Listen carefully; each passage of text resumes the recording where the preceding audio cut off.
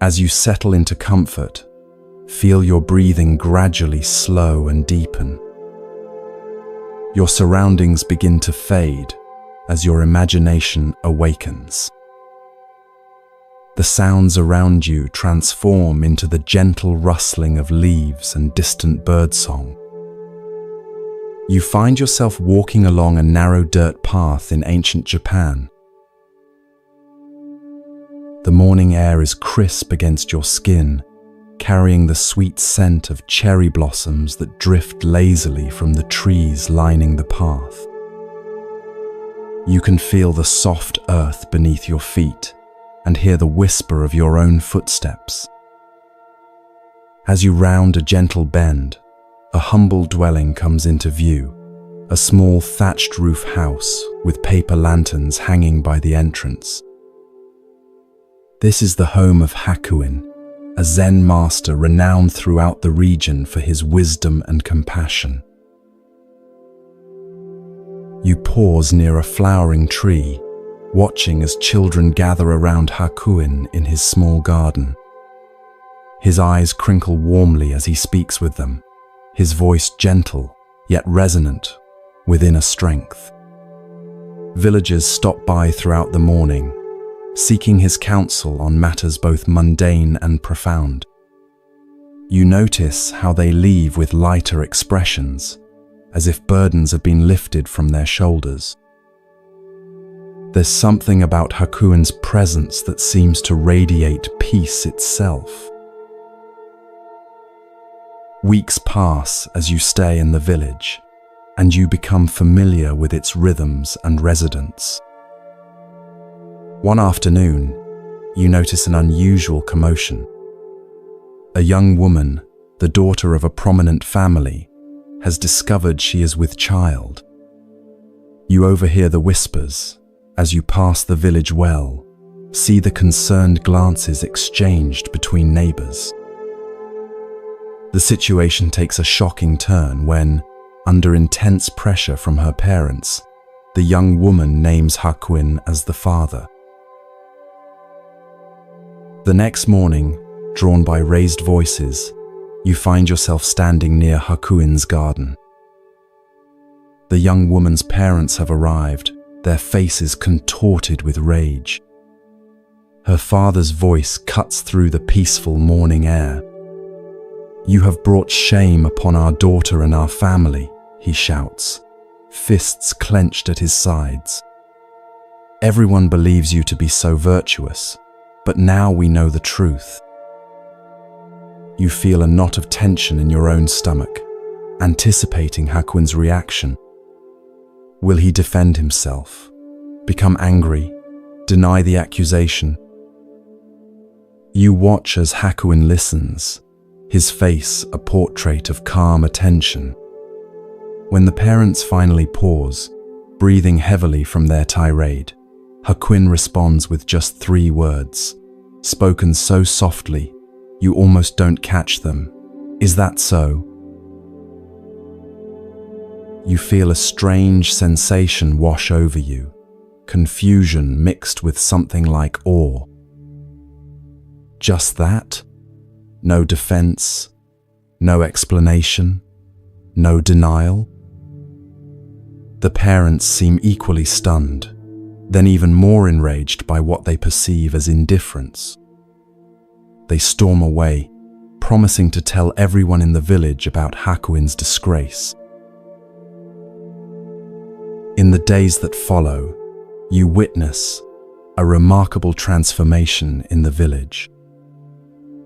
People who once greeted Hakuin with reverence now cross to the other side of the path to avoid him. The children no longer gather in his garden. Whispers follow him wherever he goes. Yet through it all, Hakuin continues his simple life, meditating in the morning light, tending his garden, fetching water from the well.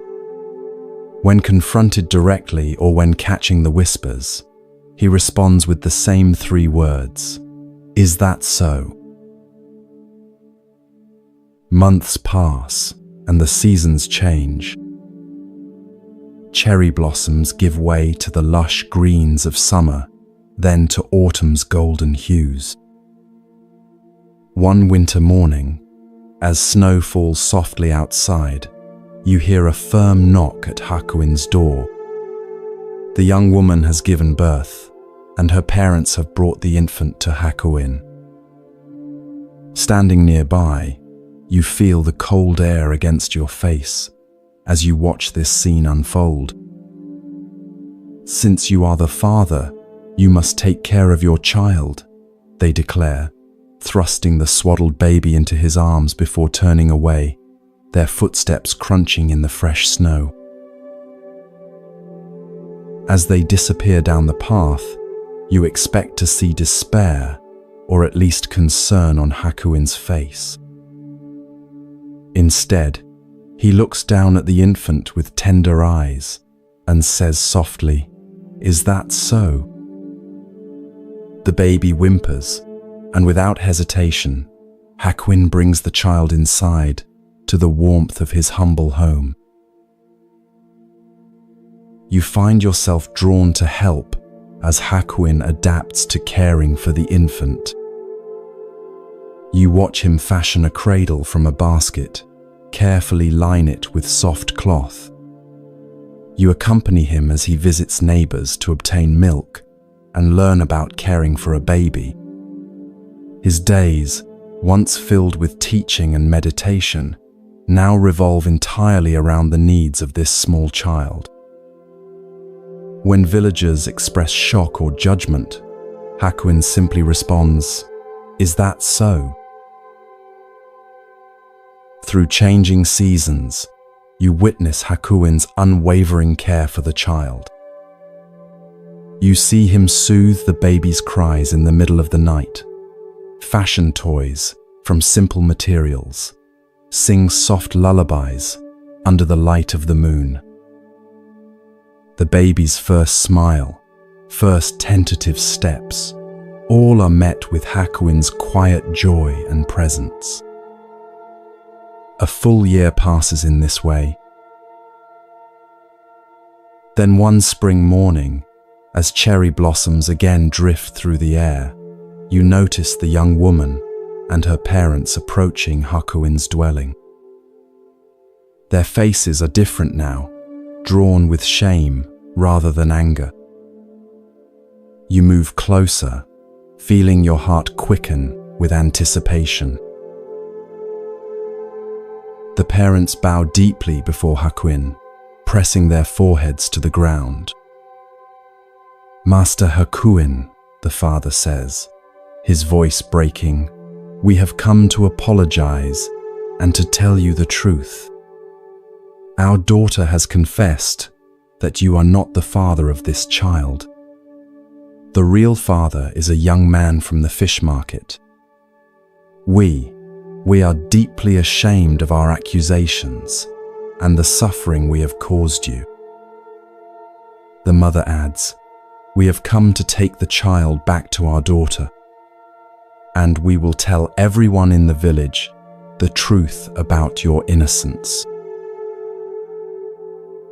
You watch Hakuin's face closely, searching for signs of resentment, relief, or vindication. You find none. With the same equanimity he has shown throughout this ordeal, Hakuin gently hands the child, whom he has cared for as his own for a full year, back to the grandparents. And as they express their profound regret and promises to restore his reputation, Hakuin responds with the same 3 words that have carried him through this entire journey. "Is that so?" Standing there in the soft morning light, witnessing this extraordinary demonstration of equanimity, you feel something shift within your own understanding. You begin to grasp the profound freedom that comes with Hakuin's response to life's circumstances, neither clinging to what is pleasant nor resisting what is difficult, but meeting each moment with open awareness. As you reflect on what you've witnessed, you realize that Hakuin's "is that so?" was never indifference or resignation. It was the expression of a mind free from the tyranny of having to defend itself, explain itself, or identify with circumstances beyond its control.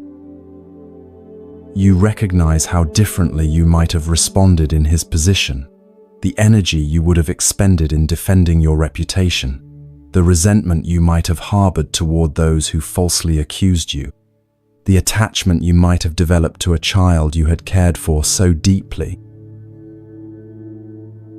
You understand now that Hakuin's response reflects the Buddhist concept of upekkha, or equanimity, not a cold detachment, but a warm acceptance of reality as it unfolds. This is not about suppressing feelings, but finding a center of peace that remains steady, even as emotions rise and fall, like the depth of the ocean that remains calm, despite the waves on its surface.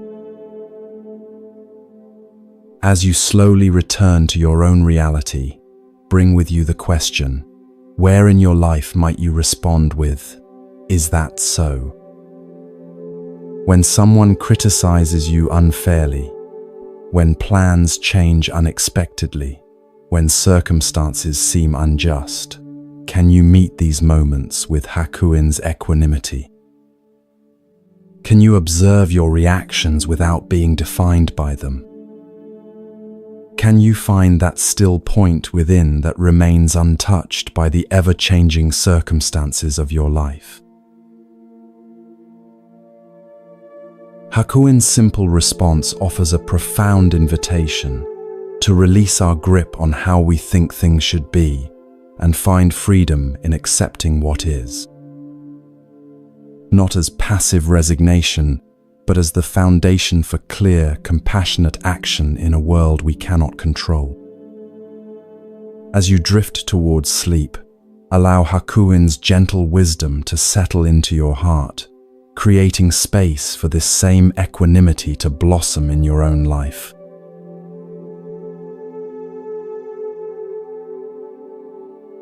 As you settle deeper into comfort, feel your breath becoming slower and more rhythmic. The weight of your body seems to dissolve as your mind drifts to another time and place. The sounds around you gradually transform into the gentle rustling of bamboo leaves and the distant murmur of flowing water. You find yourself walking along a stone path that winds through a Japanese mountain monastery. The air here tastes fresh and cool against your lips. Morning mist still clings to the valley below, and dew glistens on spiderwebs stretched between branches. As you round a corner, you come upon a serene courtyard where several young monks are engaged in their morning tasks. One figure in particular catches your attention, a young man named Tekisui, whose mindful movements suggest he has been at the monastery for some time, though he still has the eager expression of a relatively new student. You watch as Tekisui finishes sweeping fallen leaves from the stone pathway. As he puts away his bamboo broom, an older monk approaches him. This is the Zen master Nissan, whose reputation for both wisdom and strictness has spread throughout the region. Though advanced in years, Nissan moves with surprising vigor, his eyes alert and penetrating beneath bushy white eyebrows. "Tekisui," the master calls, his voice carrying clearly across the courtyard. "Bring me a pail of water to cool my bath." You follow at a respectful distance as Tekisui bows and hurries to fulfill the request. He retrieves a wooden bucket from a small shed, then proceeds to a well in the center of another courtyard. The well is ancient, its stone rim worn smooth by generations of hands. With practiced movements, Tekisue lowers the bucket into the darkness, the rope sliding through his palms until you hear the distant splash below. He draws up the water, now heavy with its precious contents, and carries it carefully to where Master Nissan waits beside a large wooden tub. You can feel the cool moisture in the air as Tekisue pours the water into the bath, steam rising as it meets the hot water already there. When the bath is properly cooled, Tekisue stands back, apparently waiting to be dismissed. Instead of entering the bath, however, Nissan observes Tekisue closely. The young monk has taken the bucket, still containing a small amount of unused water, and is about to casually toss it onto the ground next to the bathhouse. "Stop!" Nissan's command cuts through the morning quiet like a knife. Tekisue freezes, the bucket tilted, water about to spill. He looks at his teacher with confusion. "You dunce!" the master scolds, his voice stern but not unkind. "Why didn't you give the rest of the water to the plants? What right have you to waste even a drop of water in this temple?" You watch the color rise in Tekisue's face as he straightens the bucket.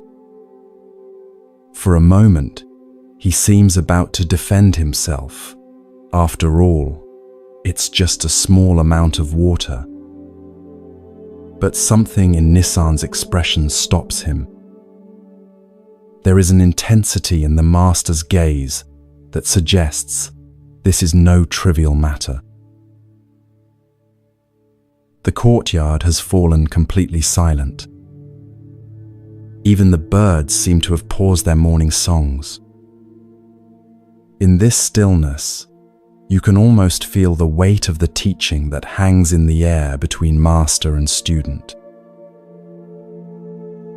Then something remarkable happens. As you observe Tekisue's face, you see a profound transformation, not just embarrassment or obedience, but a flash of genuine insight. His eyes widen slightly, and his posture shifts as understanding blossoms within him like a flower opening to the sun. Without another word, Tekisue turns and carefully carries the remaining water to a cluster of young herbs growing nearby. He pours it mindfully at their roots, ensuring that not a single drop is wasted. When he finishes, he turns back to Nissan and bows deeply, gratitude evident in every line of his body. "I understand now, Master," he says softly. Nissan nods once, satisfaction briefly crossing his weathered face. Then he proceeds with his bath as if nothing significant has transpired, while Tekisue continues with his daily tasks. But you, as an observer, can sense that everything has changed for the young monk. In that simple moment, that single drop of water, about to be thoughtlessly discarded, Tekisue attained Zen.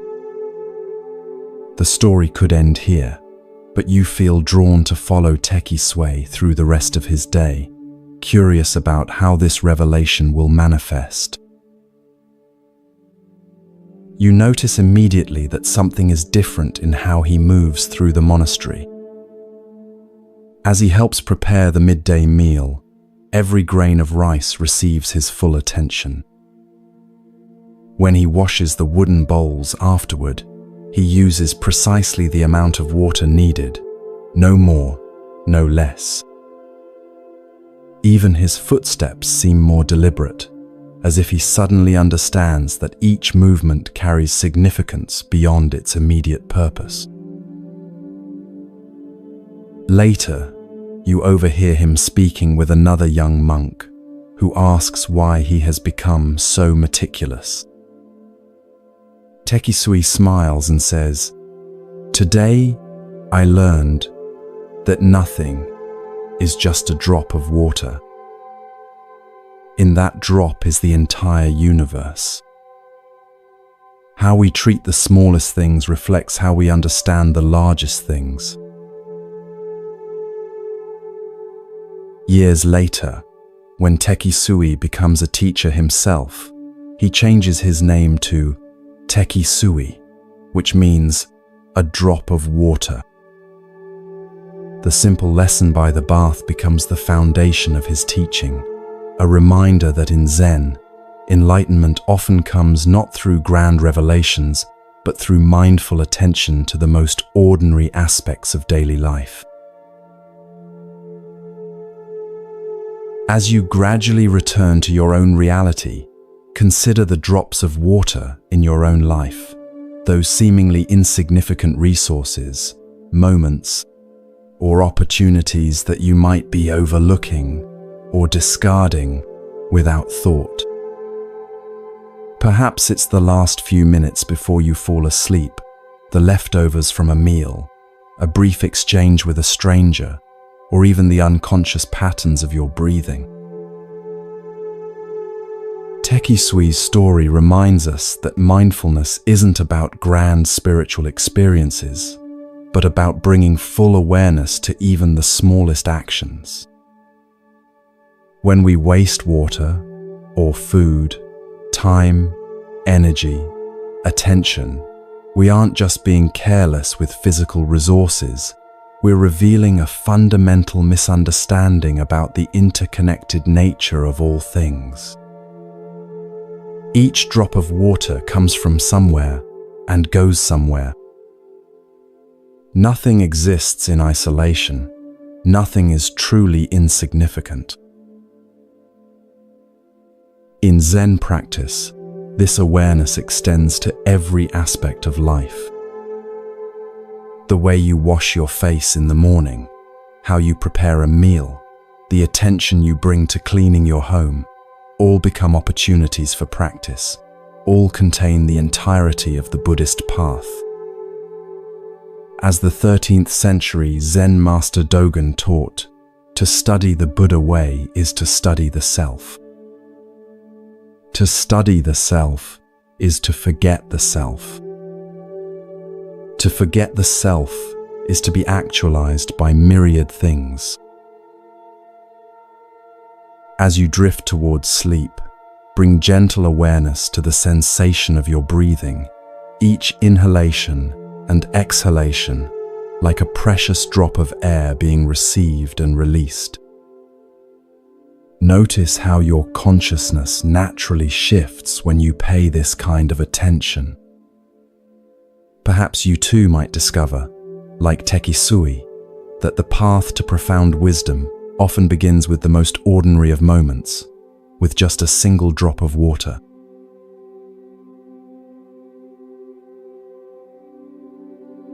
As you sink deeper into comfort, feel your breathing become slow and rhythmic. The boundaries between your conscious mind and the realm of dreams begin to soften. The gentle darkness behind your closed eyelids transforms, revealing a scene from long ago in medieval Japan.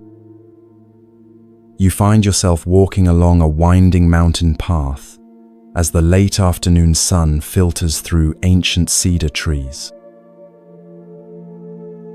The path leads to a small hermitage perched on a hillside overlooking a misty valley. This is the dwelling of Basue Tokusho, a renowned Zen master known throughout the region for his direct, penetrating teachings and his compassion for all seekers, regardless of their background or status. Unlike many teachers who remain cloistered in grand temples, Basue chose to live simply, making the wisdom of Zen accessible to farmers, merchants, and samurai alike. As you approach the hermitage, you notice Basue sitting on a weathered wooden platform outside his modest hut. His frame is thin but strong, like a wind-shaped pine. Though probably in his 60s, there is a timeless quality to his presence. His eyes, when they meet yours, are clear and penetrating, yet filled with warmth. Several disciples sit nearby, some preparing food, others copying sutras or tending to the small garden that provides vegetables for their simple meals. You observe as a messenger arrives, bowing respectfully before presenting Basue with a scroll. "Master," says the messenger, "I bring word from your disciple Iguchi. He has fallen gravely ill and believes he will not recover. He begs for your final teaching to guide him through his transition." Basue receives the message with a thoughtful nod. You can see compassion wash across his features as he considers his response. One of the nearby disciples brings paper, inkstone, and brush. With deliberate movements, Basue grinds the ink, his focus complete, as if this simple preparation is itself a teaching. When the ink reaches the perfect consistency, Basue takes up his brush. You move closer, drawn by the intensity of his concentration. For a moment, he sits perfectly still, brush poised above the paper. Then, with fluid movements that reflect decades of spiritual practice, he begins to write. Though you stand just behind him, you cannot read the characters flowing from his brush. Yet something about the grace and certainty of his movements suggests that these are no ordinary words of comfort or religious platitude. There is a directness and immediacy to his writing that seems to cut through all barriers of time and distance, as if he is not merely sending a message but somehow sitting beside the dying man's bed, speaking truth directly into his ear. When Basue finishes, he blows gently on the paper to dry the ink, then carefully rolls the scroll and seals it. As he hands it to the messenger, he says, "Travel swiftly. Iguchi's time is short." The messenger bows and departs immediately, leaving you wondering what final wisdom Basue has shared with his dying disciple. You feel a strong desire to know what was written, sensing that it contains a teaching of profound importance.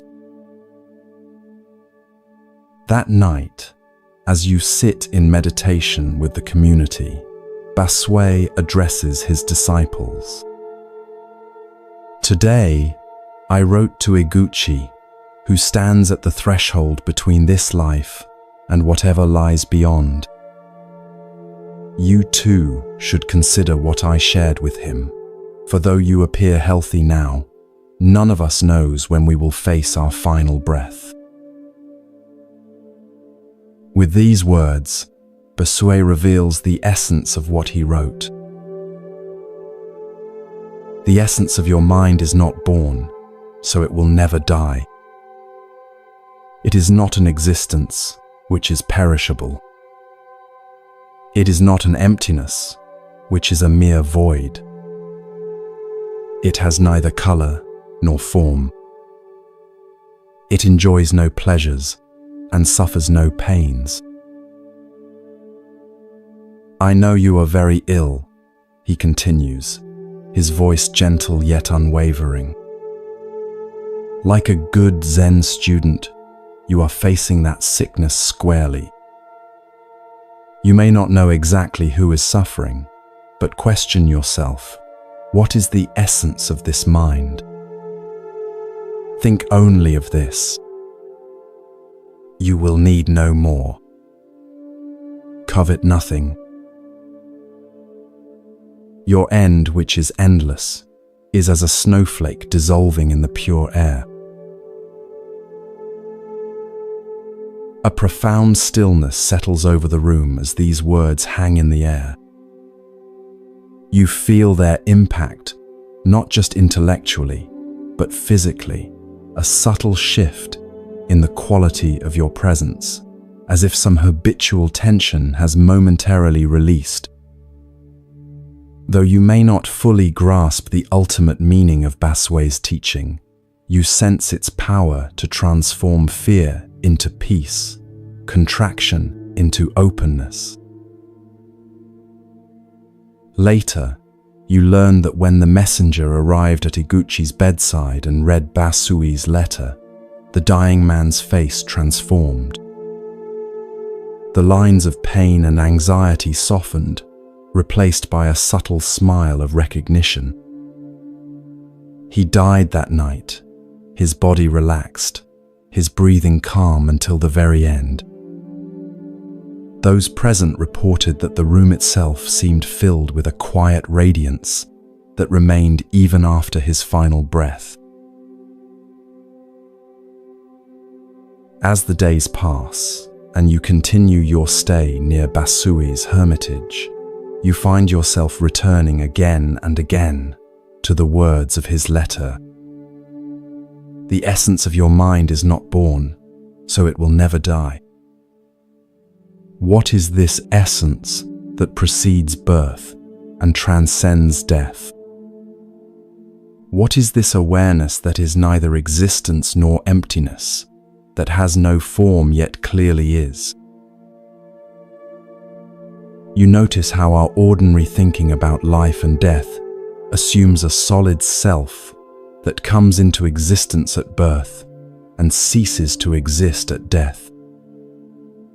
We imagine ourselves as separate entities, navigating through time and space, accumulating experiences, possessions, relationships, and identities, all of which we fear losing when death comes. But Baswe points to something more fundamental than this constructed self, the pure awareness that witnesses all experience yet is itself unchanged by what it witnesses. This awareness has no beginning or end.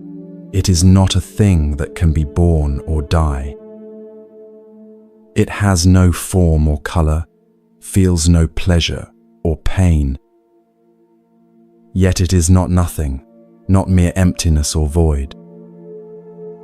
It is the luminous cognizance that knows all forms while remaining formless itself. When Basui instructs his dying disciple to ask, "What is the essence of this mind?" he is not suggesting an intellectual investigation, but a direct turning of awareness back upon itself. This simple yet profound inquiry has the power to cut through all our complex narratives about who we are and what happens when we die. It points us toward the deathless nature of our most essential being. Your end, which is endless, is as a snowflake dissolving in the pure air. This beautiful metaphor reveals how death, properly understood, is not annihilation but transformation. The snowflake doesn't cease to exist when it melts. It returns to the water cycle from which it temporarily emerged. Its essence, water, remains, though its temporary form dissolves. Similarly, our individual consciousness, like a wave on the ocean, returns to the vast awareness from which it arose. Baswe's teaching offers profound comfort, not through false promises of eternal heavens or threats of punishment, but through direct pointing to the nature of mind itself. He doesn't ask his disciple to believe anything on faith, but invites him to investigate his own experience in the most intimate way possible. Think only of this. You will need no more. Covet nothing. As you gradually return to your present reality, consider how this teaching might transform your own relationship with impermanence. We all face moments of ending, not just the final ending of death, but countless small endings throughout our lives. Relationships change, careers conclude, physical abilities diminish, cherished possessions break or disappear. Each of these endings offers an opportunity to ask Basui's essential question: what is the essence of this mind that witnesses all these changes? Rather than turning away from the reality of impermanence, Basui invites us to look directly into it, to discover within the very fabric of change something changeless. Not as an escape from the human experience of loss, but as a profound reconciliation with the true nature of existence. Like the dying Iguchi, we too might find that facing directly what we most fear becomes the doorway to our deepest peace. For, as Basui reminds us, the essence of your mind is not born, so it will never die.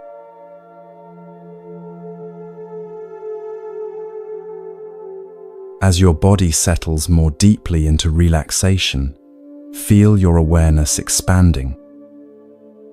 The boundaries of your everyday consciousness begin to dissolve as you travel back through time to 18th century Japan.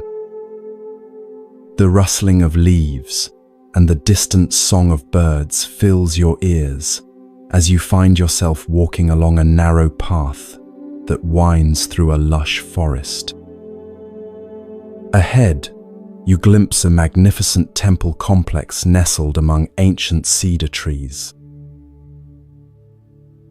This is a renowned Shingon Buddhist temple, where scholars and monks gather to study sacred texts and engage in philosophical discourse. As you approach, you notice the elegant curves of the temple roof against the sky and hear the sonorous tones of a ritual bell. The atmosphere is charged with spiritual energy and intellectual vigor.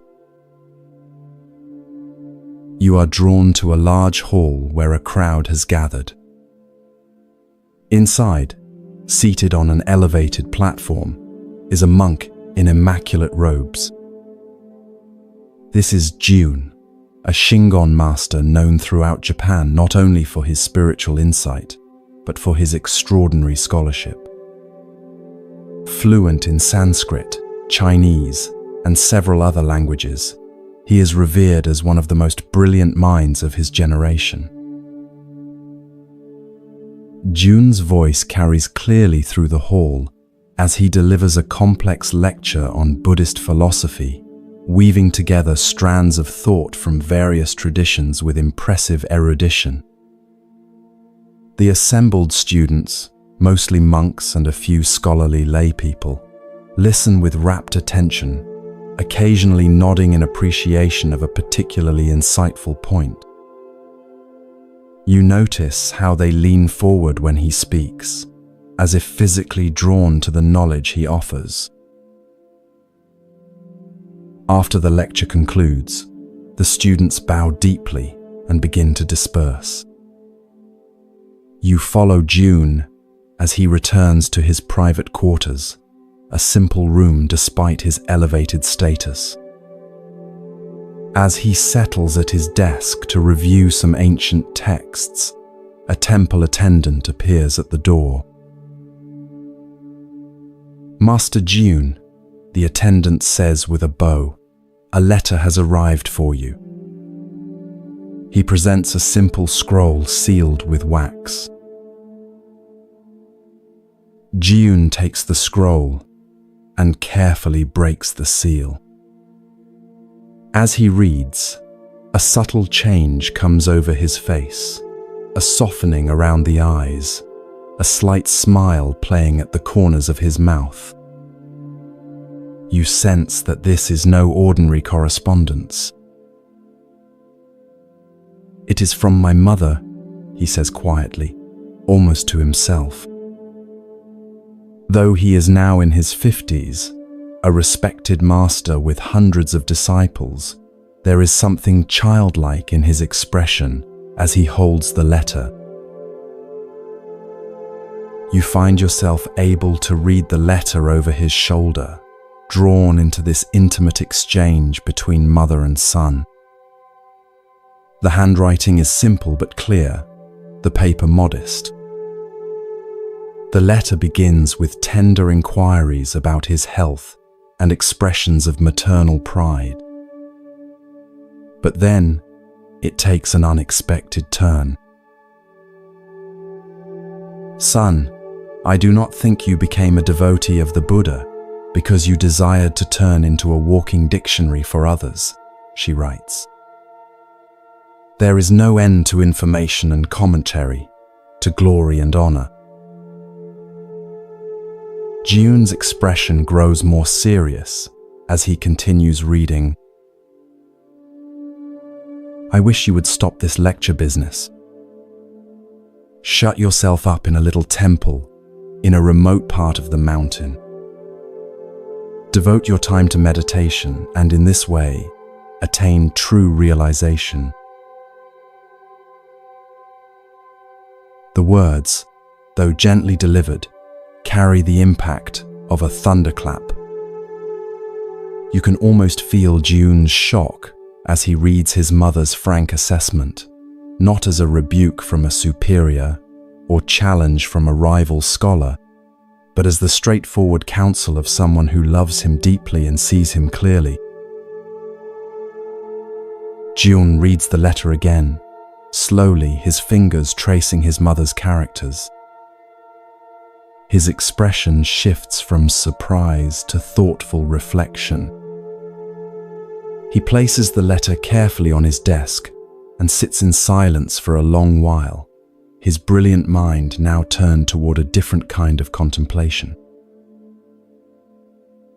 Over the following days, you observe a subtle transformation in Jiyun. He continues his scholarly duties, but there is a new quality to his presence, a questioning, a seeking that goes beyond intellectual understanding. Often, you find him pausing in the midst of his work, his mother's letter in hand, rereading her simple yet profound counsel. "A walking dictionary," he murmurs to himself one evening. "Is that what I have become?" One morning, Jiyun calls his senior disciples together. The atmosphere is solemn as they gather, sensing that something important is about to occur. Jiyun sits before them, his mother's letter placed carefully beside him. "I have received wisdom from an unexpected source," he tells them, his voice steady but touched with emotion. "My mother, who has never studied the sutras or engaged in scholarly debate, has nonetheless seen what I have been unable to see, that I have mistaken the finger pointing at the moon for the moon itself." He reads his mother's letter aloud, and you observe the reactions of his disciples: surprise, confusion, perhaps even a touch of resistance. They have built their identities around being students of the great scholar Jiyun. What does this mean for them? "I will complete my current teaching obligations," Jiyun continues, "but then I must follow this guidance. I will withdraw to a small temple in the mountains to devote myself to meditation. Some of you may wish to join me. Others may choose to continue your scholarly pursuits elsewhere." Both paths have value, but I now see that my own path must shift. True to his word, June eventually withdraws from his prominent position.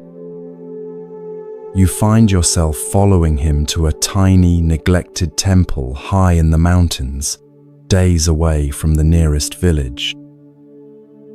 Here, surrounded by towering trees and visited occasionally by deer and other forest creatures, June establishes a simple practice community. The daily schedule is austere, rising before dawn for meditation, simple meals, work in the temple garden, more meditation. Gone are the elaborate lectures and prestigious visitors. In their place is a profound silence, broken only by the sounds of nature and the minimum of human speech required for communal living. One evening, as sunset bathes the mountains in golden light, you find June sitting on a stone overlooking the valley below. His face, once animated primarily by intellectual excitement, now reflects a different quality, a stillness, a presence that seems to extend beyond his physical form. The transformation is subtle but unmistakable. A young monk approaches hesitantly. "Master," he asks, "do you ever miss your life of scholarship and recognition?" June smiles, his eyes reflecting the golden light. "What my mother helped me to see," he replies, "is that knowledge without realization is like a magnificent map that one studies endlessly without ever taking the journey. I don't regret creating the map. It has value. But now I walk the actual path, and I discover that the territory is both simpler and more profound than any map could indicate." As darkness falls and you gradually return to your present awareness, consider the wisdom of June's mother. Though lacking formal education, she possessed the clarity to see what her accomplished son could not, that he had become entangled in the web of intellectual understanding at the expense of direct realization. This story illuminates a danger that exists on many spiritual paths, the confusion of knowledge about reality with the direct experience of reality itself. Buddhism, particularly in its more scholarly forms, can become an elaborate intellectual structure that actually distances us from the very awakening it was designed to facilitate. We can know everything about meditation, mindfulness, and enlightenment without ever genuinely practicing or experiencing these realities. The Zen tradition offers a powerful corrective to this tendency through its emphasis on direct experience beyond concepts. As the famous saying goes, the finger pointing to the moon is not the moon. The teachings, practices, and philosophies of Buddhism are merely fingers pointing toward the reality of our own awakened nature. If we fixate on the finger, becoming walking dictionaries of spiritual information, we miss the luminous reality to which it points. Notice how June's mother didn't criticize his scholarly work as worthless. Rather, she reminded him of his original motivation, not to accumulate knowledge or recognition, but to realize the truth of Buddha's teaching in his own experience. Her advice came not from a place of judgment, but from love and a simple wisdom that could see beyond the impressiveness of her son's accomplishments to what was missing in his development. As you drift towards sleep, consider where in your own life you might be mistaking information for transformation. Perhaps you've read many books on mindfulness or meditation but rarely find time to practice. Maybe you can explain complex spiritual concepts to others, but haven't allowed these truths to penetrate your own heart. Or perhaps, like Jiun, you've become so identified with your knowledge that you've lost touch with the simple, direct experience of being itself. Let Jiun's mother whisper to you as she did to her son, there is no end to information and commentary, to glory and honor. True peace, true awakening, comes not from what we know, but from how deeply we have allowed ourselves to be transformed by that knowing. Sometimes the wisest voice is not the most educated or celebrated, but the one that speaks from simple clarity and compassionate truth. Sometimes that voice comes from within us, if only we would create enough silence to hear it.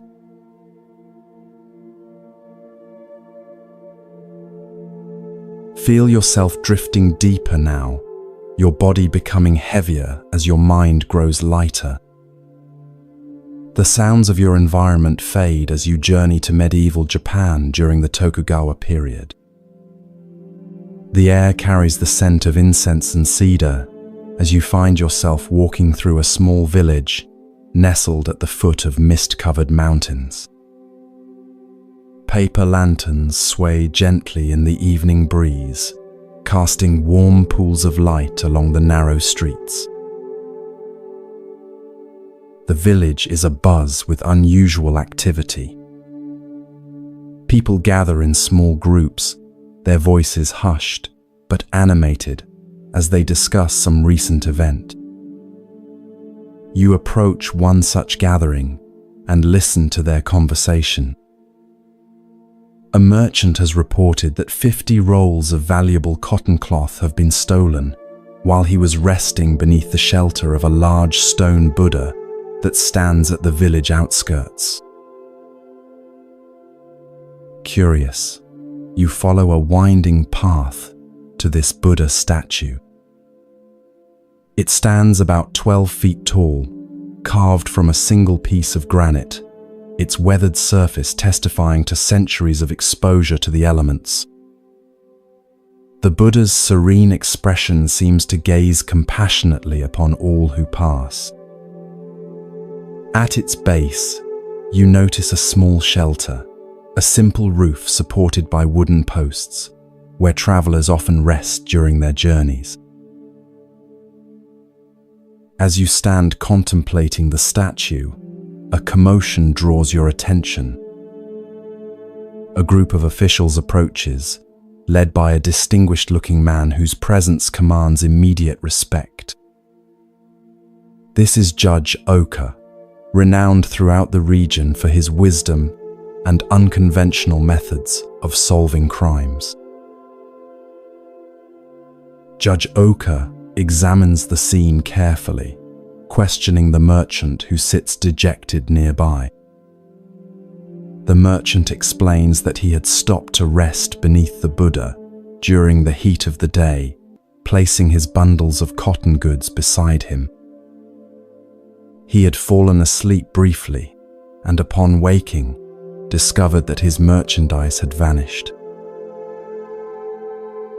After listening attentively, Judge Oka makes an announcement that leaves everyone stunned. That stone Buddha must have stolen the goods, he declares. It is supposed to care for the welfare of the people, but it has failed to perform its holy duty. Arrest it. Murmurs of confusion ripple through the gathering crowd. Has the respected judge lost his mind? How can one arrest a stone statue? Nevertheless, the judge's orders must be followed. Several police officers approach the massive statue, looking uncertainly at one another. With evident discomfort, they formally announce that the Buddha is under arrest and begin the absurd task of securing ropes around the immovable figure. Word of this extraordinary event spreads rapidly through the village and surrounding areas. By the next morning, a large crowd has gathered to witness the unprecedented spectacle of the stone Buddha being charged with theft. The crowd is boisterous, some laughing openly at the ridiculous situation, others speculating about the judge's mental state. Judge Oka arrives at the appointed hour and takes his seat at a temporary court set up in front of the Buddha. Instead of proceeding with the case, however, he suddenly turns his attention to the noisy spectators. His expression transforms from judicial solemnity to stern disapproval. "What right have you people to appear before the court laughing and joking in this manner?" he demands, his voice cutting through the chatter. "You are in contempt of court and subject to a fine and imprisonment." The crowd falls instantly silent, their amusement replaced by alarm. Being charged with contempt of court is no small matter in this era. Many bow their heads, offering hurried apologies for their disrespectful behavior. Judge Oka regards them sternly for a moment longer, then announces, "I shall have to impose a fine on you all." A collective murmur of distress rises from the crowd. Many are simple farmers or merchants who can ill afford additional expenses.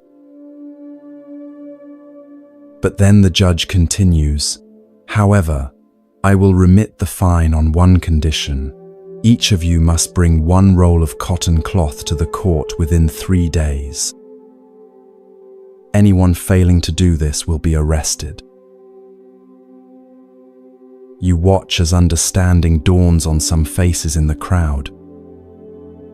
This unusual penalty seems to have a purpose beyond mere punishment.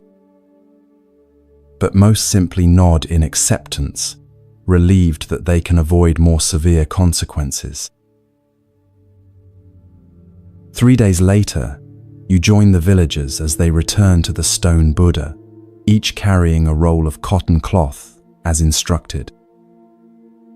The rolls are collected and arranged before the judge. The merchant who reported the theft is also present, looking curiously at the growing pile of cloth. Judge Oka instructs the merchant to examine each roll. As the merchant handles the fabric, his eyes suddenly widen. He holds up one particular roll, his hands trembling slightly. "This one," he says, his voice tight with emotion. "This is mine.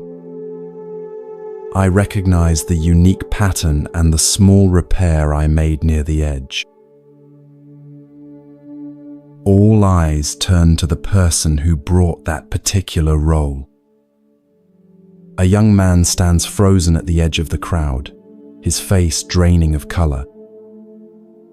As the police move toward him, he falls to his knees, confessing immediately. He had seen the merchant sleeping, taken advantage of the opportunity to steal the goods, and hidden most of the rolls in his home. Judge Oka nods, seemingly unsurprised by this outcome. He orders the thief into custody and ensures that all 50 rolls of the merchant's cloth are recovered and returned. Then, with a gesture that surprises everyone, he instructs that the remaining rolls of cloth, those brought by innocent villagers to satisfy their fine, be returned to their owners. As the crowd disperses, you linger, watching Judge Oka as he approaches the stone Buddha.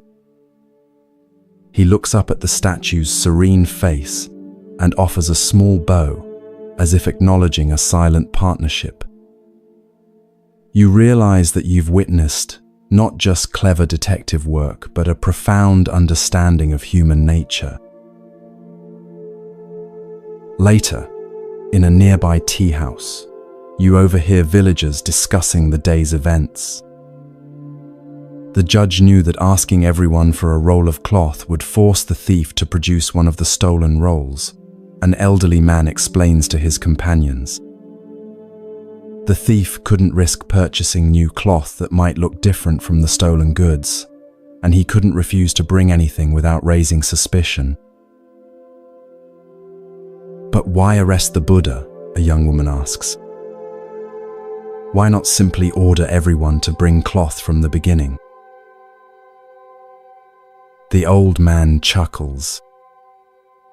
That's the genius of it. By creating such an unusual spectacle, arresting a stone Buddha, he ensured that everyone in the village and surrounding areas would hear about it and come to watch. Had he simply announced that he needed cloth from everyone, the thief might have stayed away. He sips his tea thoughtfully. And by charging the crowd with contempt, he created a reason to demand the cloth that seemed unrelated to the theft itself. The judge understood not just law, adds another villager, but also human nature. He knew how to use our curiosity, our desire to witness something extraordinary, even our tendency to make light of unusual situations, all to serve justice. As you reflect on what you've witnessed, you recognize the deeper wisdom in Judge Oka's unconventional approach.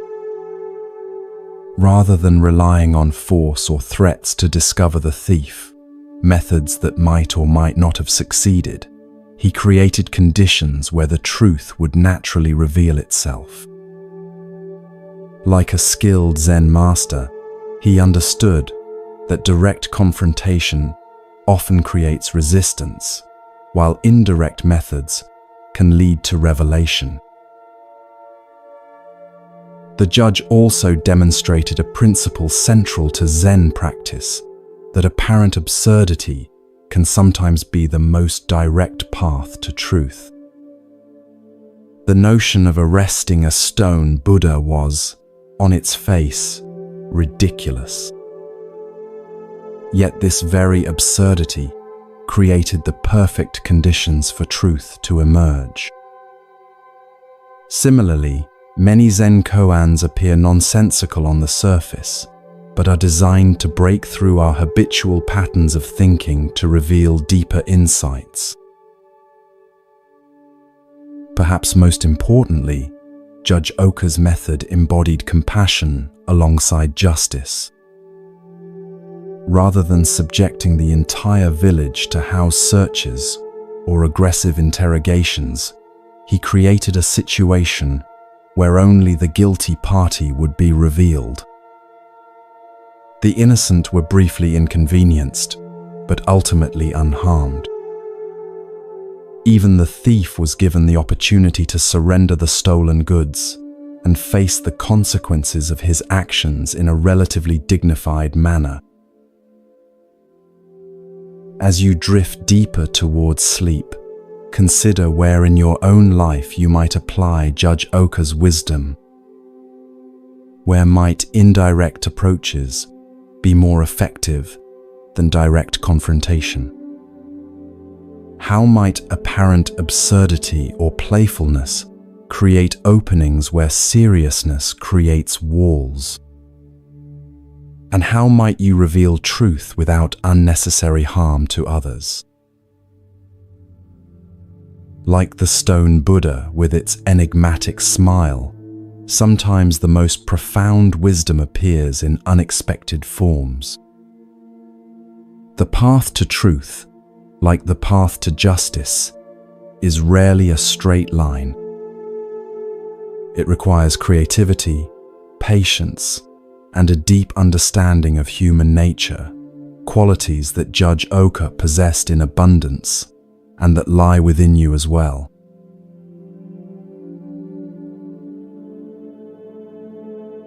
Feel your body becoming heavier as your mind drifts deeper into relaxation.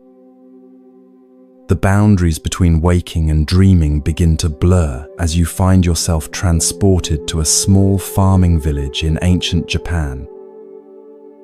The air carries the earthy scent of rice fields and wood smoke as you walk along a narrow path winding between modest thatched homes. Children play with simple toys in the dirt, while adults tend to their daily tasks with practiced hands. You notice that despite the village's evident poverty, a small temple sits at its center, a humble wooden structure, but clearly built and maintained with care. From where you stand, you can see through its open doors to an altar where a bronze Buddha statue rests, its metal surface gleaming softly in the light of butter lamps. Villagers occasionally pause in their work to bow respectfully as they pass by the temple, some stopping briefly to offer a simple prayer. Among the villagers, one man draws your attention. Unlike the others, whose weathered faces reflect lives of hardship balanced with simple joys, this man's expression carries a peculiar intensity. He moves with purpose, his eyes often drawn to the temple as he goes about his work. Something about his demeanor suggests a complicated relationship with the sacred building and what it contains. As twilight approaches and the village activity quiets, you watch this man approach the temple. He removes his sandals and enters with a deep bow. From your vantage point, you can see him kneel before the Buddha statue, his head bowed in apparent devotion. He lights incense, its fragrant smoke curling upward in delicate spirals. He seems to be praying with unusual fervor, occasionally touching his forehead to the ground in prostration. This continues for some time, until the temple is empty of other visitors. As darkness falls outside, something unexpected happens. The man looks around carefully to ensure he is alone, then reaches into his sleeve and pulls out a small container. With deliberate movements, he opens it to reveal what appears to be black ink. To your astonishment, he dips his finger into the ink and reaches toward the Buddha statue's face. With careful precision, he paints the Buddha's nose black. You watch in bewilderment, trying to understand this strange act. Is it vandalism? Sacrilege? But the man's expression shows no malice. If anything, there's a curious mixture of reverence and mischief in his eyes. When he finishes, he bows deeply once more and leaves the temple as respectfully as he entered, returning to his home in the gathering darkness. The next morning, the village stirs with excitement and concern. The Buddha statue's black nose has been discovered, and people gather at the temple, their voices a mixture of outrage and bewilderment. Who would dare to deface the sacred image? What might this sacrilege mean for the village? Will the gods send misfortune as punishment? The village headman decides to keep watch that night. Hidden in the shadows of the temple, he waits patiently for the culprit to return. Sure enough, As midnight approaches, the same man enters, performs his devotions, and once again carefully repaints the Buddha's nose, which had been cleaned earlier that day. The headman steps from the shadows. "Why are you doing this?" he demands, his voice stern but controlled. "Do you not fear the consequences of defacing our sacred Buddha?" The man turns, startled, but not afraid. After a moment of silence, he speaks with unexpected sincerity. "Honored headman, I mean no disrespect. This Buddha has been in our village for generations, watching over us through floods and droughts, through good harvests and bad. I paint his nose black because I wish him to remain with us." The headman's brow furrows in confusion. How does painting the Buddha's nose black keep him with us? 3 villages away, the man explains, there is a wealthy town with a grand temple. I have heard their priests speak of acquiring our Buddha for their collection, saying it is wasted in such a poor village. But who would want a Buddha with a black nose? By making him imperfect in their eyes, I make sure he remains perfect for our needs, here, among those who truly love him, not for his beauty but for his presence in our lives. The headman stands silent, absorbing this unexpected explanation. What had seemed like desecration now reveals itself as an act of profound, if unorthodox, devotion. After careful consideration, he nods slowly. Your heart is pure, though your methods are strange. The Buddha sees intention, not appearance. But from now on, let us find another way to protect our temple treasure.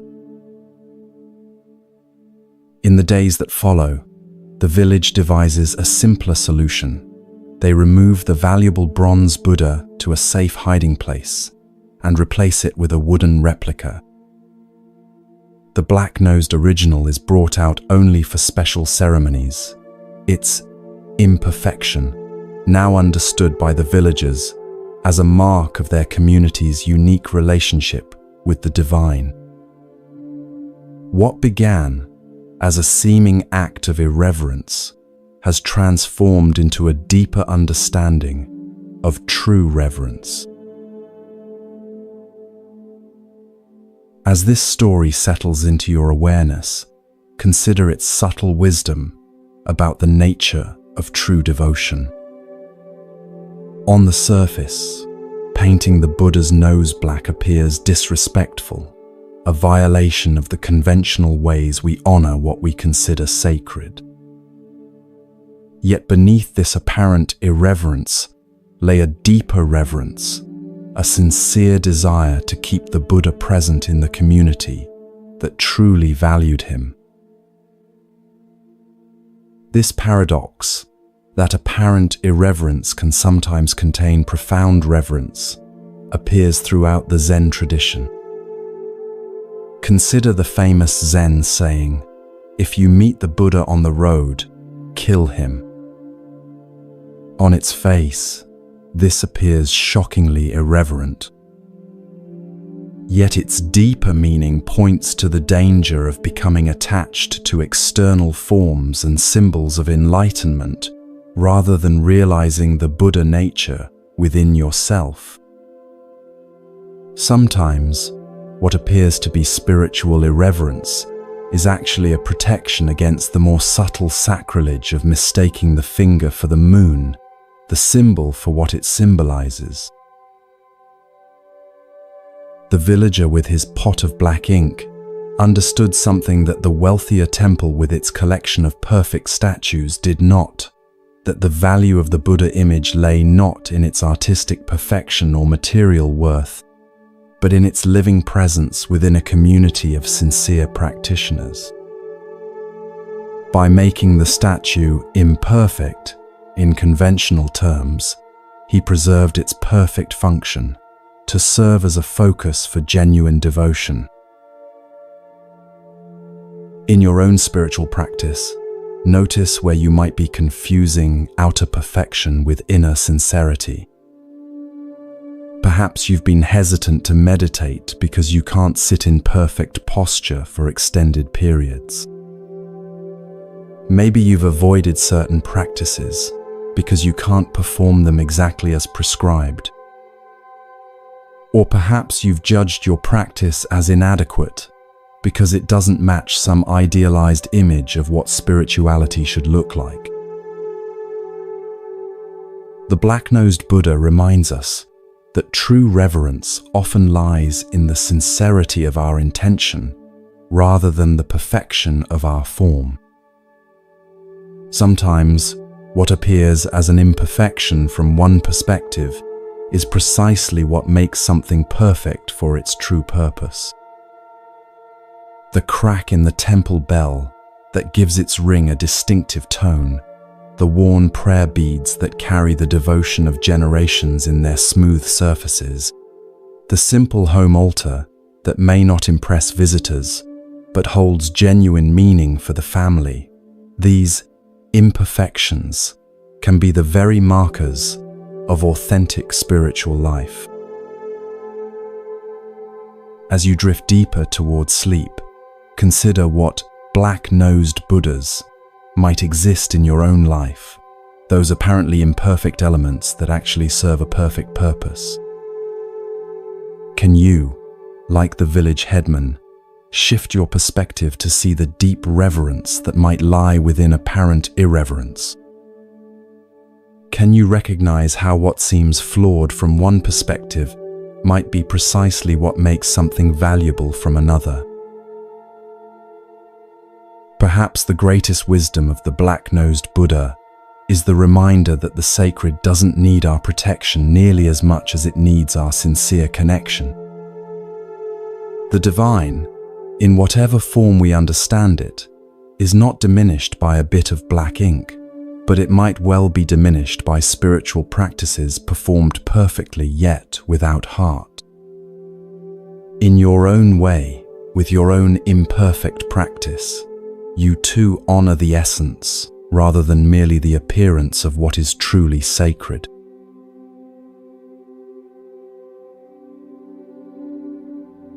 Allow your body to release any remaining tension as you sink deeper into comfortable relaxation. The boundaries of time and space begin to dissolve as you find yourself transported to ancient India over 500 years ago. The air is warm and fragrant with the scent of tropical flowers as you approach a serene hillside known as Vulture Peak. The setting sun bathes everything in golden light, casting long shadows across the lush landscape. You notice a large gathering on the hillside, hundreds of monks in simple robes seated in concentric semicircles. Their faces reflect attentive anticipation as they wait in perfect stillness. At the center of this human lotus flower sits Gautama Buddha himself, his presence radiating both profound peace and alert awareness. You recognize many of his chief disciples: Ananda with his compassionate expression, serious Sariputra known for his intellectual brilliance, and the elderly Mahakashyapa, whose weathered face reflects decades of dedicated practice. This appears to be no ordinary assembly. Word has spread that the Buddha will deliver an important discourse today, and monks have traveled from throughout the region to hear his teaching. As you find a place among them, you sense the collective anticipation, a shared expectancy that wisdom of particular significance will soon be revealed. The Buddha sits in perfect meditation posture, his eyes gently open, his hands resting in his lap. The assembly waits in respectful silence. Minutes pass. The silence deepens. You notice how the quality of the silence itself seems to shift from expectant to questioning to, finally, a spacious receptivity that transcends the need for words. Without speaking, the Buddha slowly raises his right hand. Between his fingers, he holds a single white lotus flower, freshly picked and still glistening with morning dew. He makes no gesture with it, offers no explanation. He simply holds it up before the assembly, his gaze moving slowly across the gathered disciples. The monks appear confused. They exchange questioning glances. Is this a new teaching method? Is there symbolic significance to the flower that they should understand? Is the Buddha waiting for a particular question before beginning his discourse? A subtle restlessness ripples through the assembly as the silent moments extend into minutes. Throughout the gathering, only one response emerges that differs from the general confusion. Mahakashyapa, seated near the front, looks at the Buddha and the flower, and his face breaks into a gentle smile. It's not a smile of amusement or even just appreciation, but one of profound recognition, as if through this wordless gesture, something essential has been perfectly communicated between master and disciple. The Buddha's eyes meet Mahakashyapa's, and his own face mirrors the smile. Then, finally breaking the silence, the Buddha speaks. I possess the true Dharma I, the marvelous mind of nirvana, the true form of the formless, the subtle Dharma gate that does not rest on words or letters, but is a special transmission outside of the scriptures. This I entrust to Mahakashyapa. With these words, something momentous has occurred, though many present don't yet realize it. In this seemingly simple exchange, the Buddha has transmitted the essence of Zen, acknowledging Mahakashyapa as the first patriarch of what will eventually become the Zen lineage. A teaching too profound for words has been passed through a silent understanding, through nothing more than a flower and a smile. As the assembly disperses, you notice some disciples gathering around Ananda, the Buddha's attendant, known for his perfect memory and detailed recounting of all the Buddha's teachings. What was the meaning of the flower? They ask. What did the master intend to convey? And why did he single out Mahakashyapa? Ananda, for once, has no explanation to offer. His specialty has always been remembering and clarifying the Buddha's verbal teachings. This wordless transmission lies outside his expertise. Something unprecedented has occurred, a direct pointing to reality itself, beyond the capacities of language, beyond even the brilliant conceptual frameworks of Buddhist philosophy. Later, you find yourself near Mahakashyapa, who sits quietly beneath a Bodhi tree, his face still carrying a trace of that knowing smile. A younger monk approaches him hesitantly. Master, the young monk asks, What did you understand when the Buddha held up the flower? What insight caused you to smile? Mahakashyapa looks at the young monk with kind eyes. Instead of answering directly, he points to a bird singing in a nearby tree. For a moment, they both listen to its clear, simple notes, piercing the evening air. Then Mahakashyapa asks, "Do you hear that?" "Yes, of course," replies the monk, clearly waiting for the explanation that will follow this seemingly irrelevant question.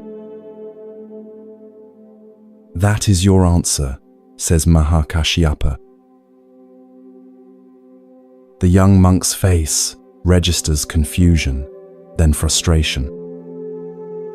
He begins to frame another question, but Mahakashyapa gently places his hand on the young monk's shoulder and smiles again, the same smile that had answered the Buddha's flower. In that moment, something shifts in the young monk's expression. Perhaps he hasn't fully understood, but he has glimpsed that what Mahakashyapa is pointing to lies beyond the realm of explanations. This simple yet profound story marks what many consider the birth of Zen Buddhism. In this flower sermon, as it came to be known, we witness the emergence of a tradition that would place special emphasis on direct transmission of wisdom beyond words and concepts. While other Buddhist schools developed elaborate philosophical systems and extensive commentaries on the sutras, Zen would maintain this focus on immediate, wordless insight, the direct perception of reality unmediated by conceptual thought. What was it that Mahakashyapa understood when he saw the Buddha's flower? What caused him to smile while others sat in confusion? The story itself refuses to explain, and this refusal is integral to its teaching. If Mahakashyapa's realization could be captured in words, the Buddha would simply have spoken those words rather than holding up the flower. The very point of the gesture was to indicate something that transcends verbal expression. Yet we might approach an understanding through what Zen would later call direct pointing. Perhaps Mahakashyapa saw not just a flower but flower nature in its completeness, the entire universe expressing itself as this particular flower in this particular moment. Perhaps he recognized that the flower, the Buddha, himself, and all of existence were not separate entities, but manifestations of a single, seamless reality. Perhaps he understood that the truth the Buddha had been teaching through countless sermons was fully present in this simple, wordless gesture, immediate, perfect, and complete. The smile itself is significant. It wasn't the smile of someone who has figured out a puzzle or grasped a new concept. It was the smile of recognition, the response of one who sees something so simple and obvious that it bypasses the thinking mind entirely. It's the smile that might arise when you suddenly recognize an old friend in a crowd, or when you awaken from a confusing dream to the clarity of ordinary reality. It's not about acquiring new knowledge, but about recognizing what has been present all along. This story reminds us that spiritual truth is not primarily a matter of accumulating concepts, refining beliefs, or mastering texts, though these may have their place. At its heart, spiritual awakening is about direct perception of reality as it is. The Buddha's flower didn't represent some abstract truth. It was itself the complete expression of the truth he had realized under the Bodhi tree. Mahakashyapa's smile didn't signify his understanding of a teaching about reality. It was the natural response of one who sees reality directly.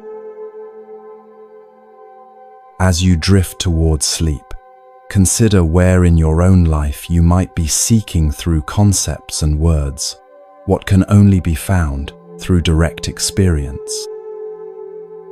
Perhaps you've read many books about meditation without sitting in silence. Maybe you can explain spiritual principles eloquently while missing their lived reality. Or perhaps you've been waiting for some complex explanation when the truth is as simple and immediate as a flower held in the hand.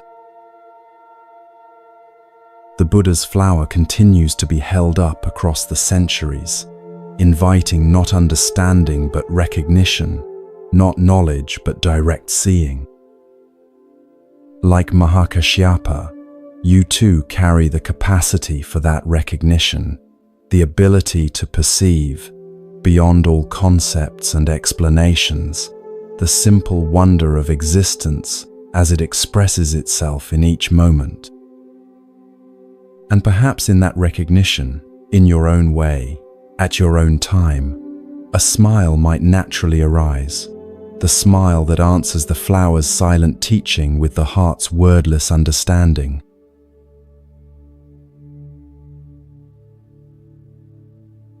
Feel yourself sinking deeper into peaceful relaxation, your body becoming heavier as your mind grows lighter. The gentle darkness behind your closed eyelids transforms into a scene from late 19th century Japan, during the Meiji era, a time of rapid modernization when Western influences were dramatically changing the country's ancient ways. You find yourself in the outskirts of Kyoto, approaching a venerable Zen temple named Tofuku. The temple grounds are immaculately maintained, with raked gravel gardens and ancient pines sculpted by generations of careful pruning. Inside this temple lives a renowned Zen master named Keichu. Though not seeking fame or influence, his reputation for wisdom and directness has spread throughout the region.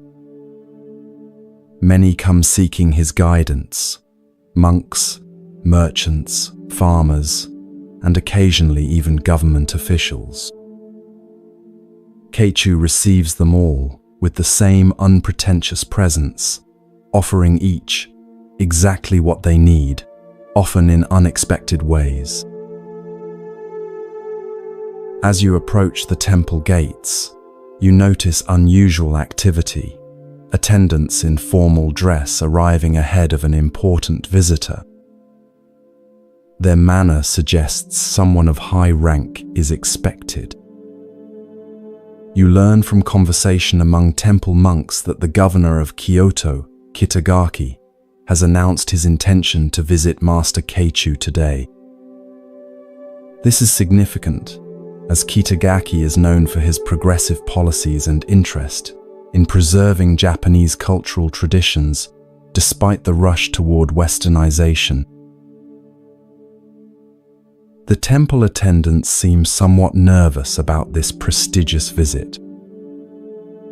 They bustle about, ensuring everything is in perfect order. One monk carries a tray with the governor's calling card, an elegant piece of thick paper with Kitagaki, Governor of Kyoto, printed in fine calligraphy. He approaches Keichu's modest quarters to announce the imminent arrival.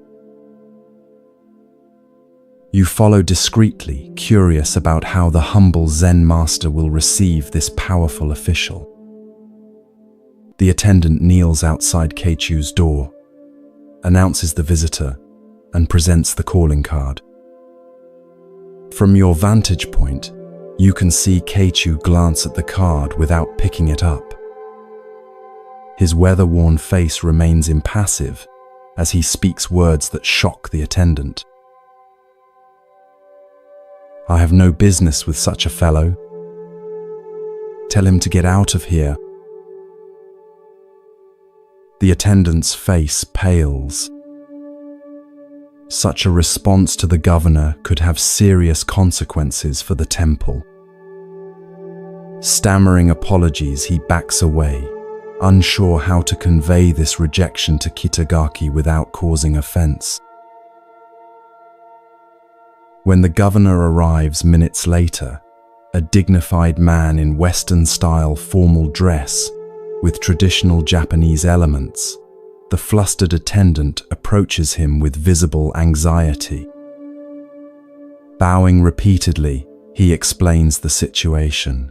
"Your Excellency, there has been an unfortunate misunderstanding. Master Keichu says he has no business with the governor of Kyoto and asks that you leave." To everyone's surprise, Governor Kitagaki doesn't appear angry.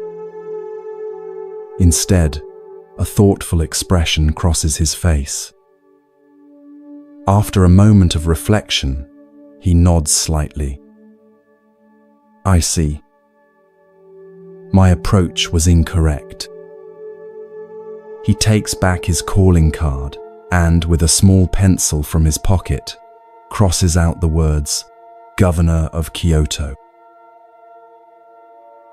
"Please take this back to Master Keichu," he says, handing the modified card to the attendant.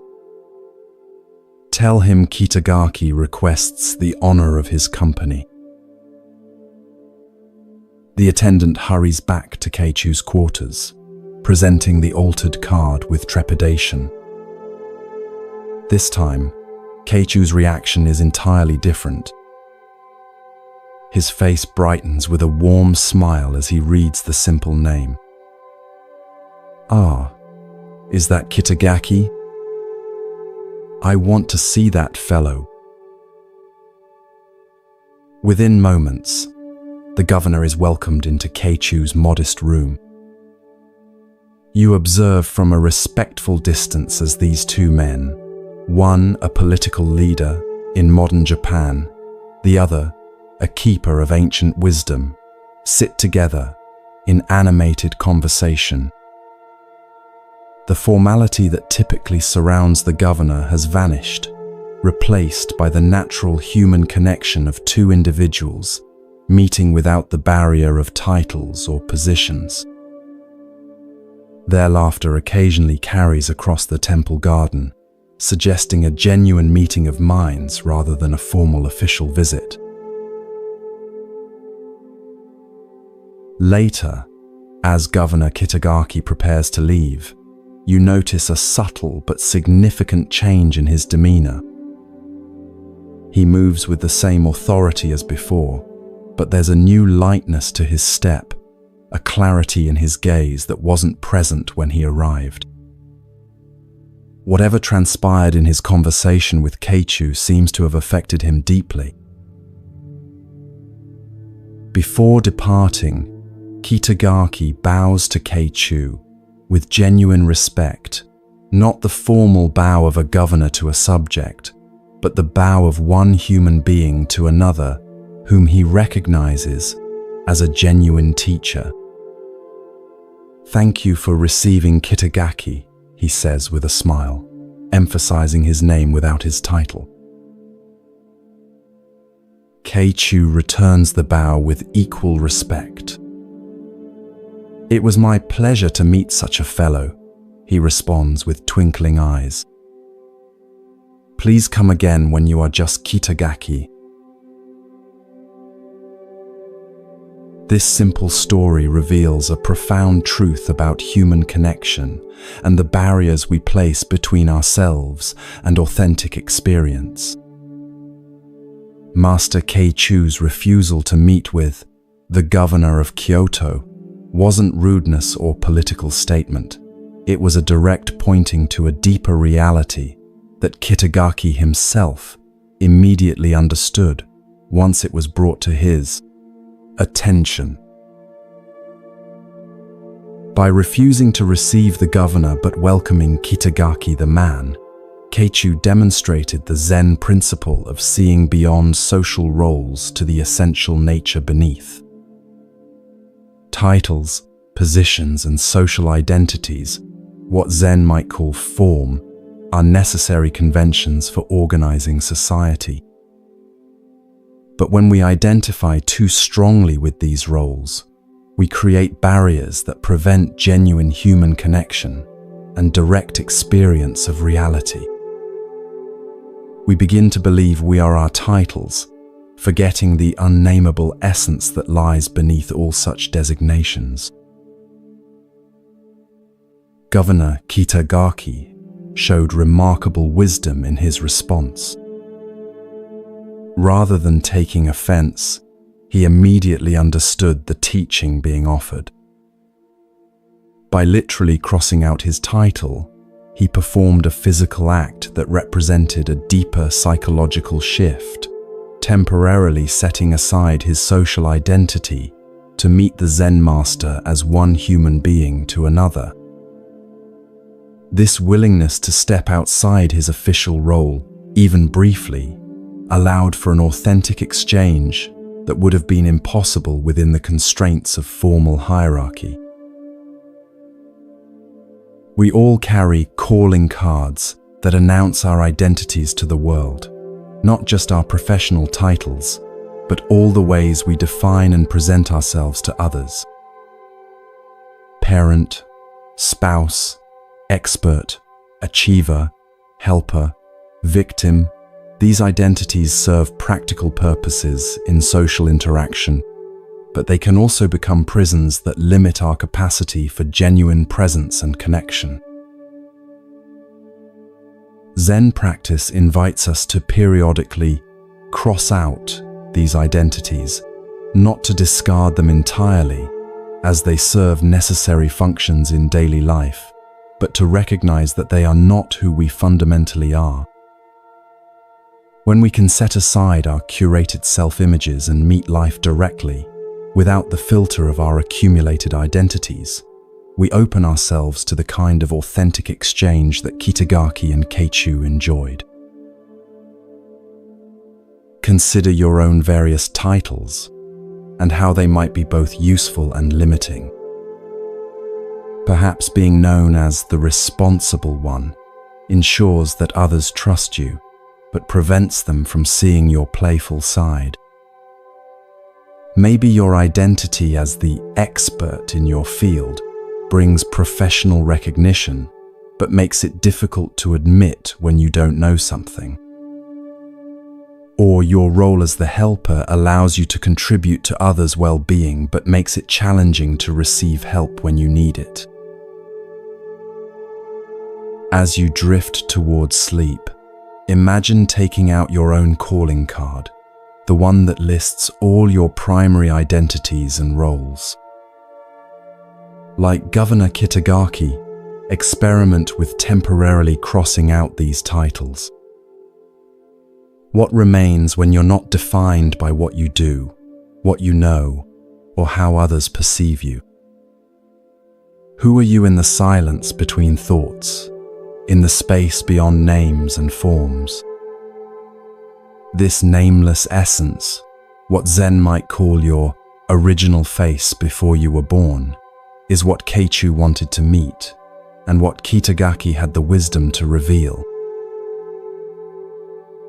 Tonight, rest as that which cannot be named or titled, the awareness that witnesses all experiences, but is itself free from all designations.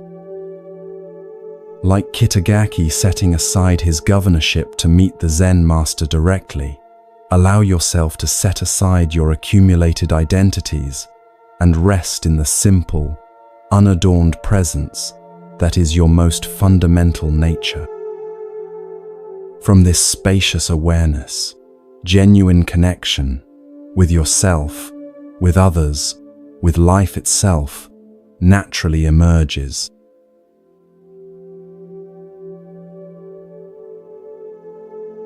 Feel your body becoming increasingly relaxed with each breath. your thoughts beginning to quiet as you journey to another time and place. The modern world fades away as you find yourself in a traditional Japanese Zen monastery nestled among misty mountains. The air carries the scent of pine and wood smoke as you approach a cluster of simple wooden buildings surrounded by carefully tended gardens. This is the monastery of the renowned Zen master Bankei, whose teaching of the unborn Buddha mind has attracted students from throughout Japan. Unlike many strict Zen teachers of his era, Bankei is known for his compassionate approach and ability to express profound truths in language accessible to everyone, from scholarly monks to illiterate farmers.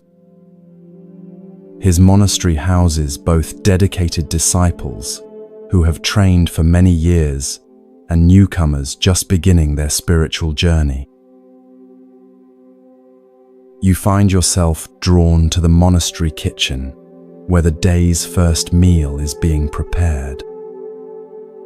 Steam rises from large pots of rice as monks move with focused attention through their assigned tasks. In Zen monasteries, kitchen work is considered sacred, not merely a practical necessity, but an opportunity for mindfulness practice, where every chopped vegetable and washed bowl becomes a vehicle for awakening. Overseeing this activity is a monk named Daio, who serves as the tenzo, the head cook responsible for all meals. This is a position of significant responsibility in the monastery hierarchy. The tenzo must ensure that meals are nutritious, timely, and prepared with the utmost mindfulness, as the physical well-being of the entire community depends on his work. Daio takes this responsibility seriously, his movements efficient and precise as he directs the kitchen activities. As preparations for the morning meal near completion, Daio inspects each dish before it leaves the kitchen.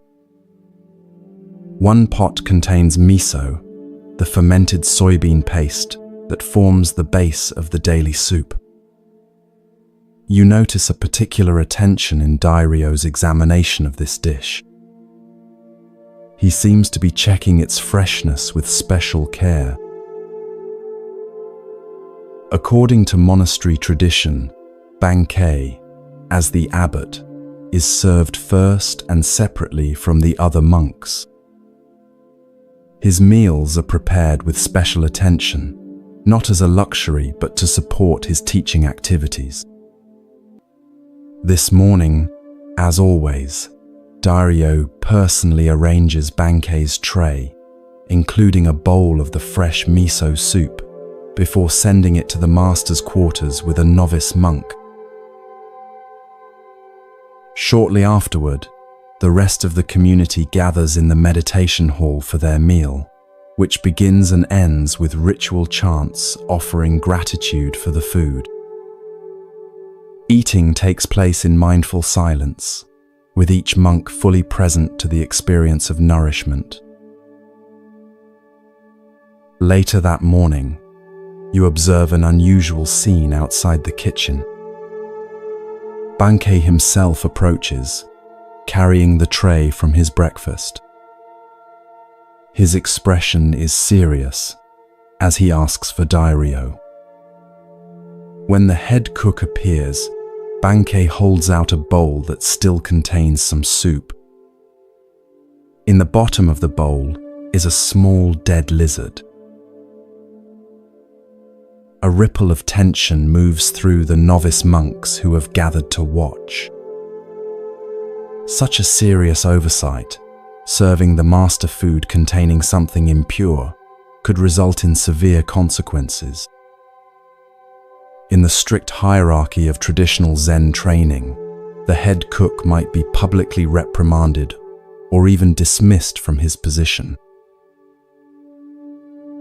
Dairyo approaches Bankei and looks at the dead lizard in the bowl. Without hesitation or defensiveness, he bows deeply. "I am sorry, Master," he says with genuine regret.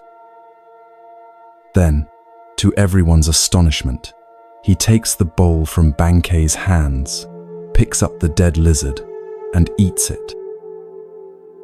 He then drinks the remaining soup. A collective gasp rises from the watching novices.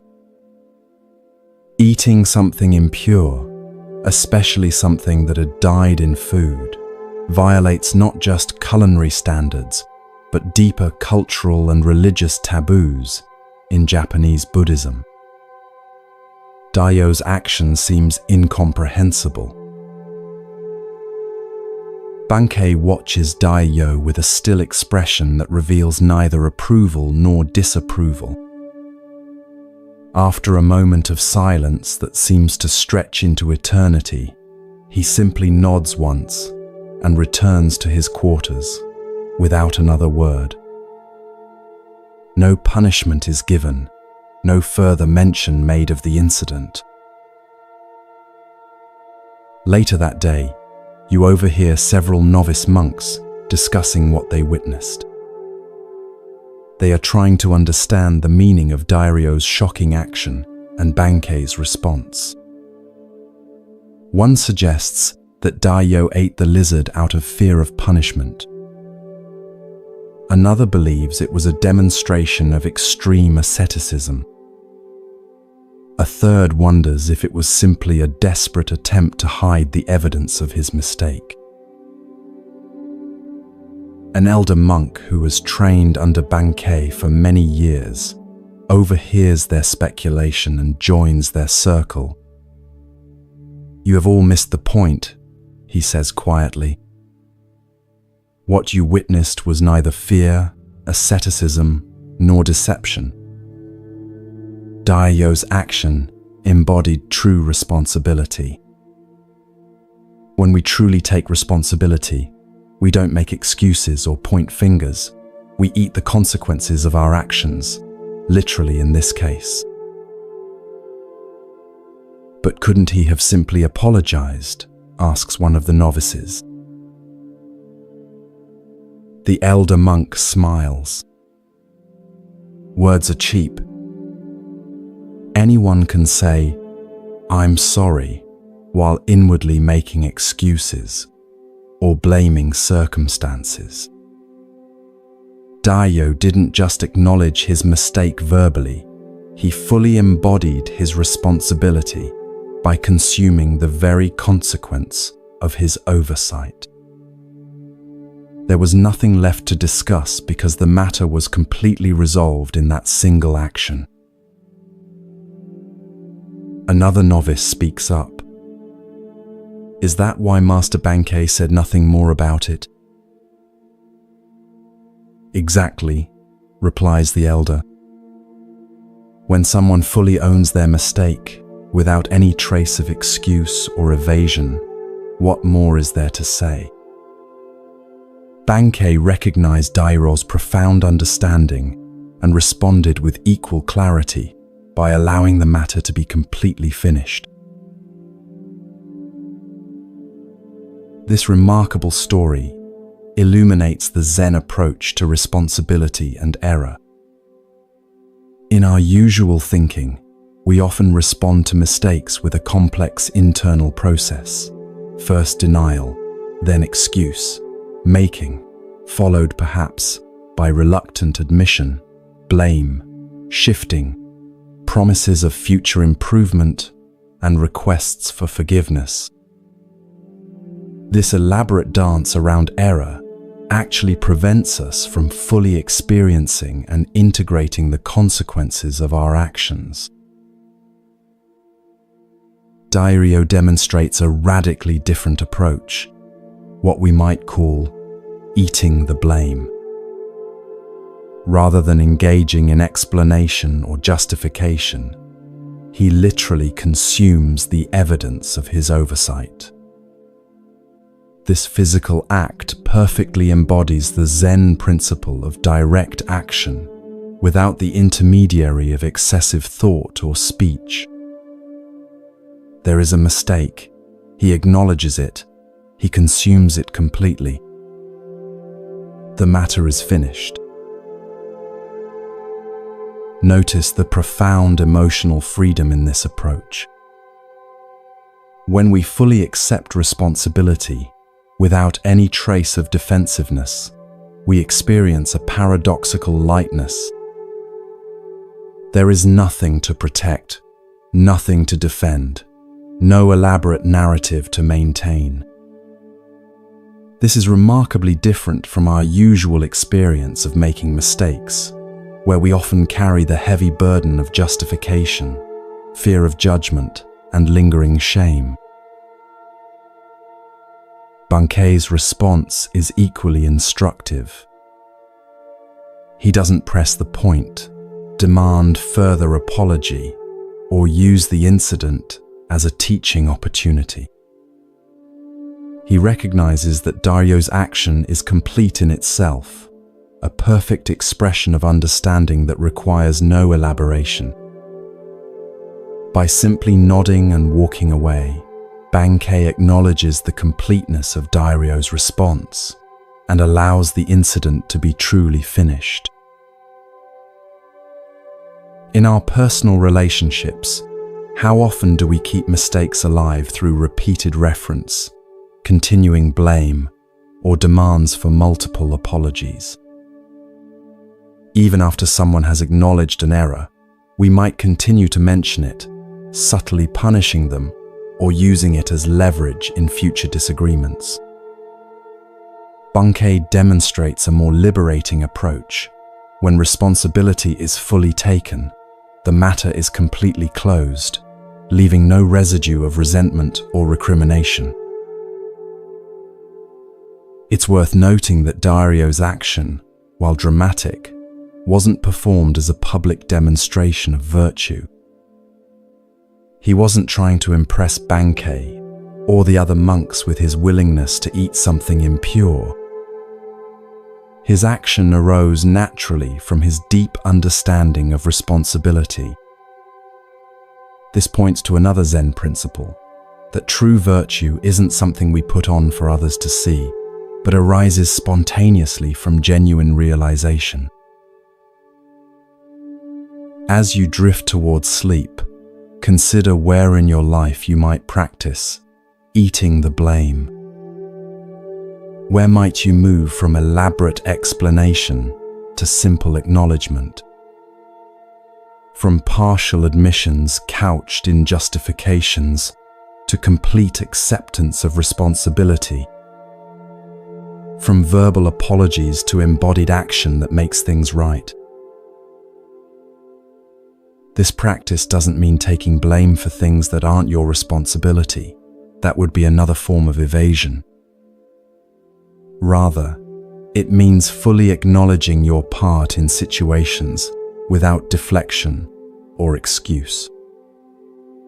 Like Dario with his lizard, you might find that when you fully consume your mistakes, rather than trying to explain them away, they are completely digested and transformed, leaving you lighter and freer to continue on your path. And like Bankei, you might discover that when others truly take responsibility, the most compassionate response is simply to allow the matter to be finished.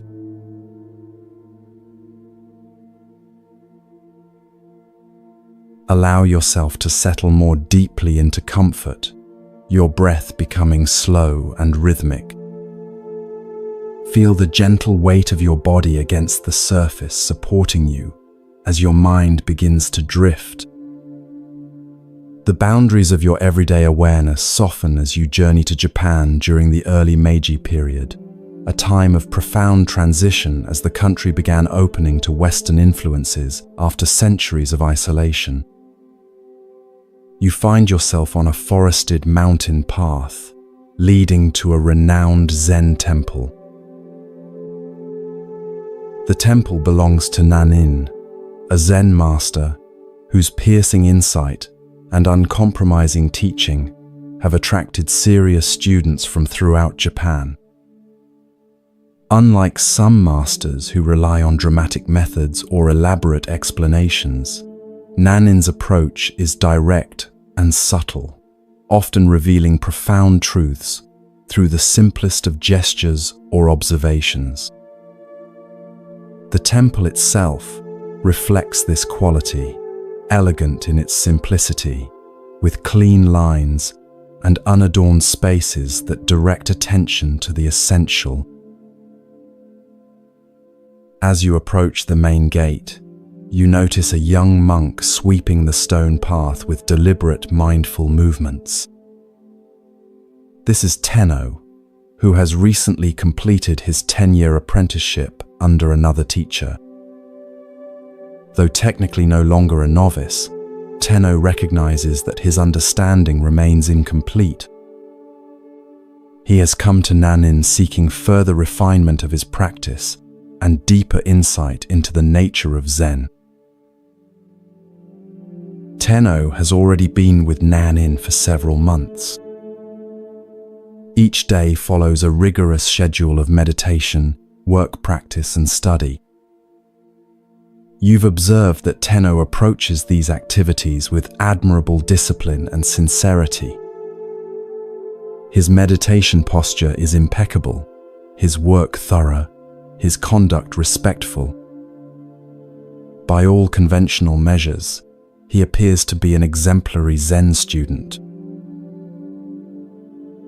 This morning, after completing his assigned tasks, Tenno approaches Nanin's quarters for Sanzen, the private interview between master and student that is at the heart of Zen training.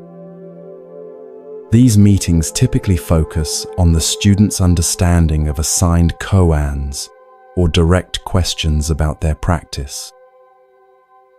You follow at a respectful distance, curious about what will transpire between them. As is customary, Tenno kneels outside Nanin's door, bows, and announces his presence with a small wooden gong. From inside, Nanin's voice invites him to enter. The master sits in simple robes on a cushion, his weathered face revealing little expression as Tenno bows and takes his place across from him. "How is your practice progressing?"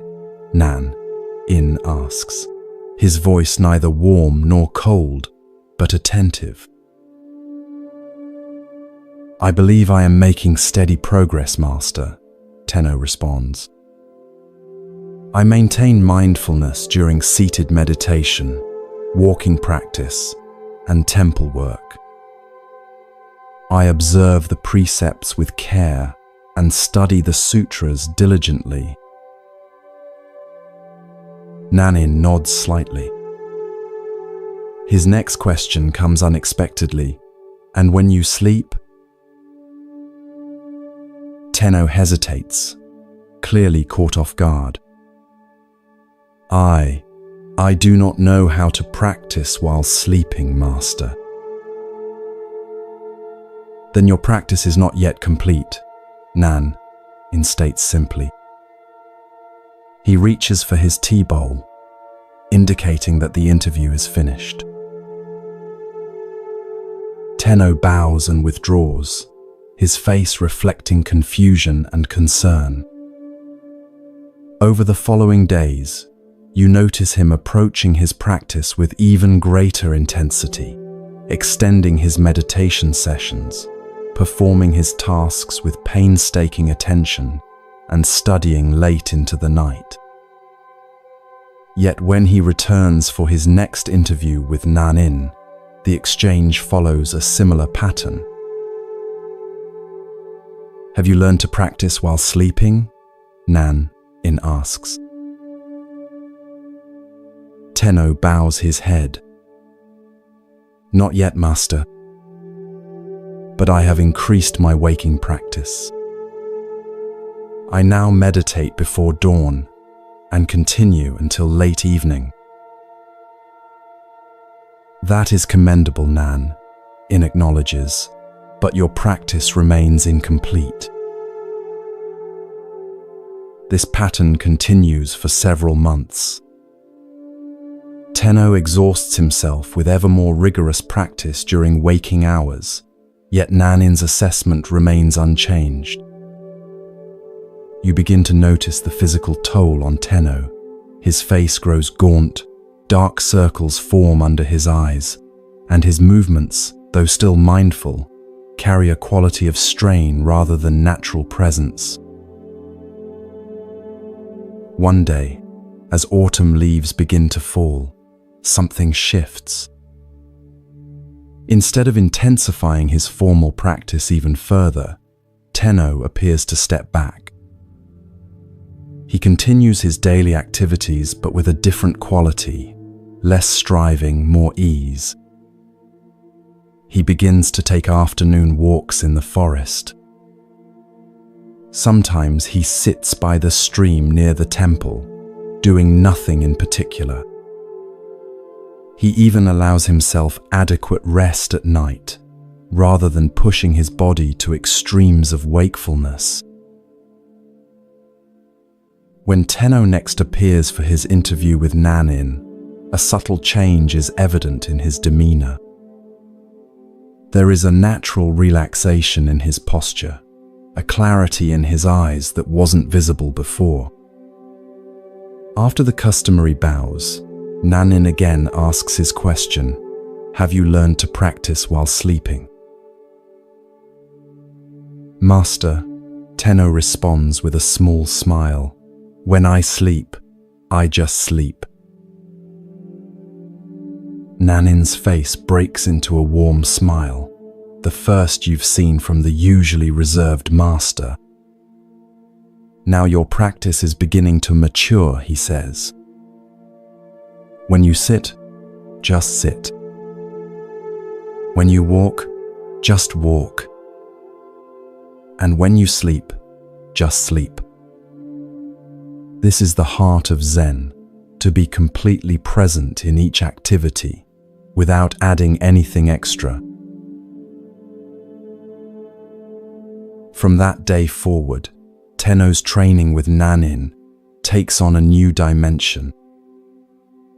Rather than focusing solely on formal meditation periods, Nanin begins to emphasize what might be called every-minute Zen, the practice of bringing complete presence to each moment of daily life. Whether eating, cleaning, conversing, or resting, Tenno learns to be fully there, without division or distraction. Years later, when Tenno has become a teacher in his own right, a student asks him about the most important turning point in his training. Tenno smiles and shares the story of his struggle to practice while sleeping. "I had been approaching Zen as something to achieve, a state to attain through effort," he explains. "What Nan-in helped me realize was that authentic practice isn't about adding a special Zen quality to our activities. It's about removing the barriers to fully experiencing what is already here. When we sleep, we completely become sleep. When we eat, we completely become eating. No separation, no observer standing apart from experience. This is every-minute Zen." This simple yet profound story illuminates several essential aspects of authentic spiritual practice. First is the trap that Tenno initially fell into, the mistake of compartmentalizing practice, seeing it as something we do during certain designated activities but not others.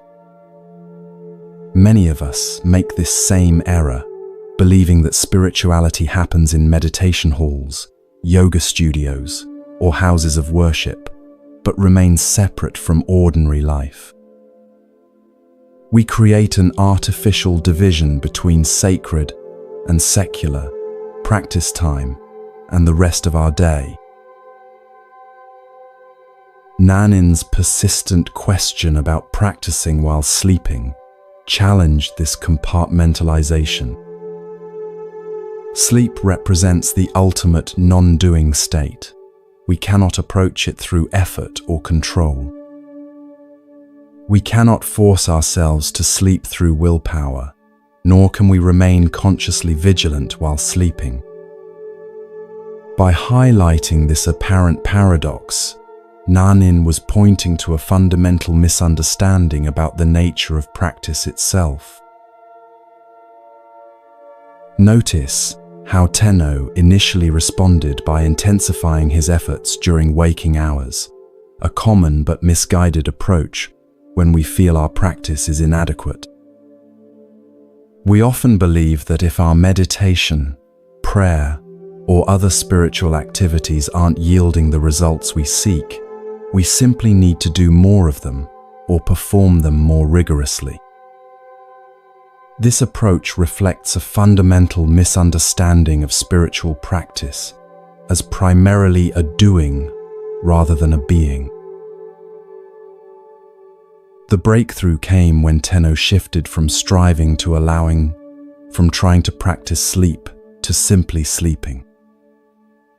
This represents a profound shift from practice as a special activity we perform to practice as the direct, unmediated experience of whatever is happening. When we fully inhabit each moment without adding anything extra, when we just sleep while sleeping, just eat while eating, just sit while sitting, we discover the heart of Zen.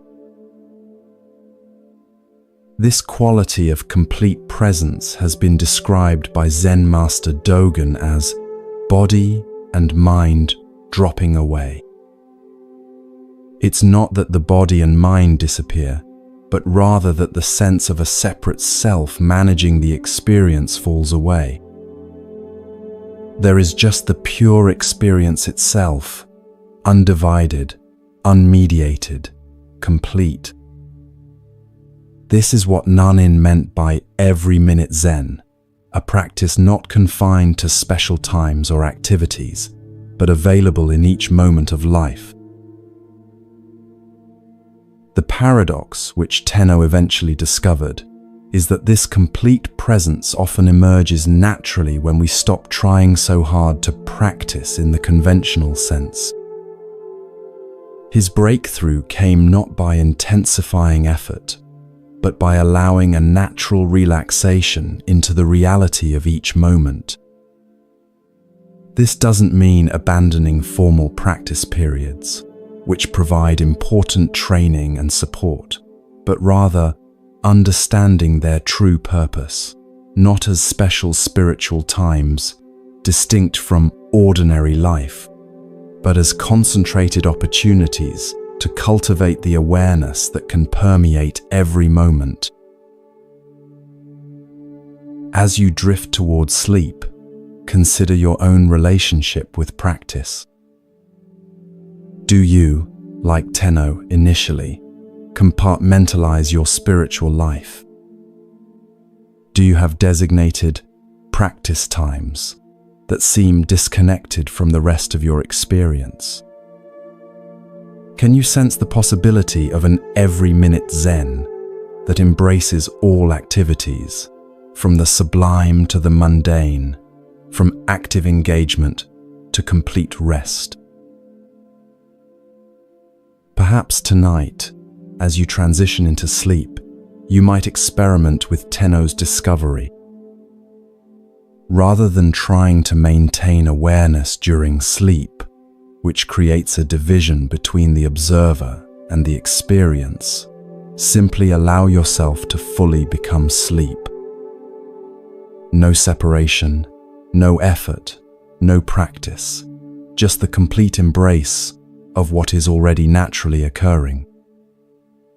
This is not the abandonment of practice, but its fulfillment, the discovery that when we drop all trying, even the trying to practice, what remains is the natural wakeful awareness that has been present all along. As you release into sleep, allow Nanin's wisdom to accompany you. When you sleep, just sleep.